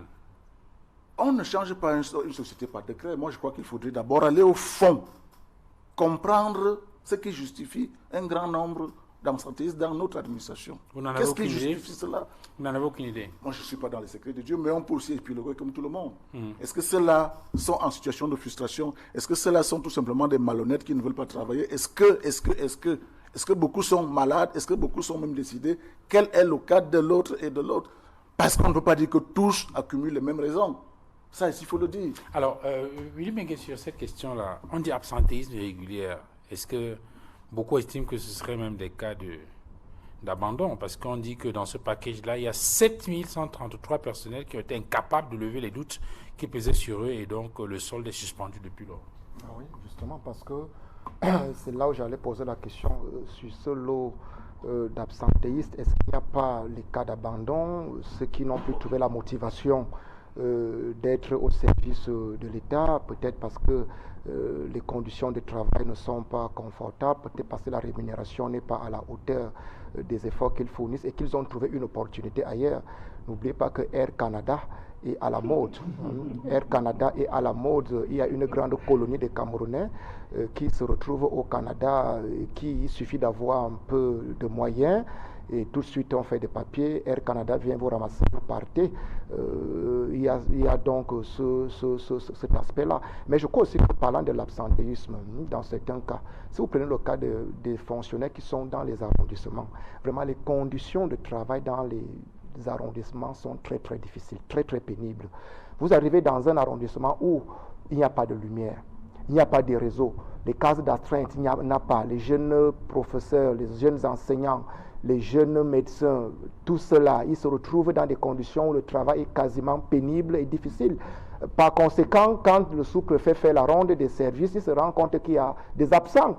Monsieur l'infirmier n'est pas là, il vit peut-être à 200 km, il vient de temps en temps, peut-être pour 1 ou 2 jours, il s'en va. Les professeurs ne sont pas là parce qu'il n'y a pas les conditions qui permettent à ce qu'ils soient dans l'assiette de leur profession. Cela engage donc la responsabilité de l'État quant à viabiliser l'arrière-pays pour que les jeunes fonctionnaires qui prennent service dans ces localités puissent avoir la motivation et tout le nécessaire, en termes matériels qui les permet de mener leur service. Quand vous envoyez quelqu'un, par exemple, à Doumentan, je prends un exemple, Doumentan qui est perdu quelque part là-bas dans le Oignon Nord. Vous lui demandez de faire 2 ou 3 jours. Il n'y a pas de lumière, il n'y a rien, il n'y a pas de réseau. Mais mettez-vous dans ça. Vous pouvez aller habiter à Bomban ou à Bertois. Ou peut prendre, peut-être, vient 1 ou 2 fois, il devient absent. Il est absent. Si vous envoyez quelqu'un à Comneux, À Comdé, il n'y a pas de route, il n'y a pas de réseau, il n'y a rien. Ou bien, il n'est même pas à Comdé Centre, il est peut-être à 25 km après à Comdé Centre. Il est enseignant là-bas. Il ne peut pas rester là. Vous allez vous rendre compte qu'il n'est pas présent. Donc, je dis, il faut qu'il y ait une viabilisation de l'arrière-pays. Il faut structurer le pays de telle manière que ceux qui sont engagés à servir le pays, à servir l'État, à servir le peuple, se retrouvent dans des conditions au minimum qui leur permettent d'avoir donc de marquer leur présence en service. C'est ça qui explique tout cela. Donc en même temps, on va accuser l'absentéisme, en même temps le doigt accusateur va dans l'irresponsabilité de l'État, l'expérience de l'État n'est-ce pas, à garnir notre pays, à le rendre viable, et ainsi de suite. Tout le monde va venir travailler à Yaoundé ou à Douala. Alors, je vous pose la question que Émergence a posée cette semaine à ce sujet. Pourquoi l'absentéisme est devenu chronique au sein de la fonction publique camerounaise? L'absentéisme est devenu chronique au sein de la fonction publique camerounaise, certainement pour plusieurs raisons. Parce que quand quelqu'un est absent, c'est lui seul qui sait pourquoi il est absent. Mais en fait, je voudrais dire une petite anecdote là. Hier, j'ai voyagé et quand j'arrivais ici à Yaoundé avec un Camerounais de la diaspora qui m'a dit que tout Camerounais est un Canadien qui s'ignore. C'est-à-dire la destination Canada est devenue la voie de salut pour beaucoup de Camerounais. C'est vrai qu'il n'y a pas que le Canada, il y a les États-Unis et beaucoup de pays d'Europe. Mais beaucoup ne pensent qu'à partir. Pourquoi je parle de ça? C'est parce qu'il y a une enquête qui a démontré que beaucoup de fonctionnaires ont quitté le pays, travaillent même déjà à l'étranger, mais continuent d'émarger dans le solde, dans le fichier solde, avec des complicités d'autres fonctionnaires au Cameroun. Donc, parmi ces absents, il y en a qui ne sont même plus au Cameroun, mais ils ont des complices qui laissent penser qu'ils continuent à travailler et perçoivent leur solde, avec des complicités multiples. Donc, c'est une des pistes d'absentéisme. Mais la raison fondamentale, c'est quoi? C'est la démotivation, c'est que le salaire du fonctionnaire, je ne veux pas stigmatiser certains corps de métier dans la fonction publique, mais il y a certains fonctionnaires dont le niveau de vie est de plus en plus difficile. Leur salaire ne permet pas de joindre les deux bouts, malgré leurs catégories, qui sont parfois des catégories les plus enviées. Donc, il y a le problème de salaire. Le problème de salaire au niveau de beaucoup de fonctionnaires, ça les amène à partir. Ils partent pourquoi? Comme tous les autres citoyens. Et là, vous rejoignez Louis-Marie Cagdeux, oui, du SDF, qui estime que l'une des solutions, ce serait d'augmenter les salaires des agents de la fonction publique. Oui, je pense pour cette solution. Mais la solution là n'est pas suffisante. Elle est importante, mais elle n'est pas suffisante. Il faut lutter efficacement contre la corruption. Parce que la corruption a gangréné la fonction publique. Et c'est l'une des raisons de ce gros malaise qui fait en sorte que le fonctionnaire qui veut travailler de manière honnête, qui rend des services au niveau du poste qu'il occupe, se rend compte que ce sont ceux-là qui sont dans la corruption, dans des actes de détournement, qui ont un niveau de vie plus élevé que lui et résolvent leurs problèmes plus facilement. Lui qui veut rester honnête n'a rien ou presque rien. Et cela décourage également. Alors, Maître Claude Assira, je m'inspire de cette grande une du journal Le Mutation. Absentéisme des agents publics, nouvelle gesticulation. La reprise en main annoncée à l'issue du conseil du cabinet apparaît comme un vœu pieux pour un faisceau de raisons. Un vœu pieux.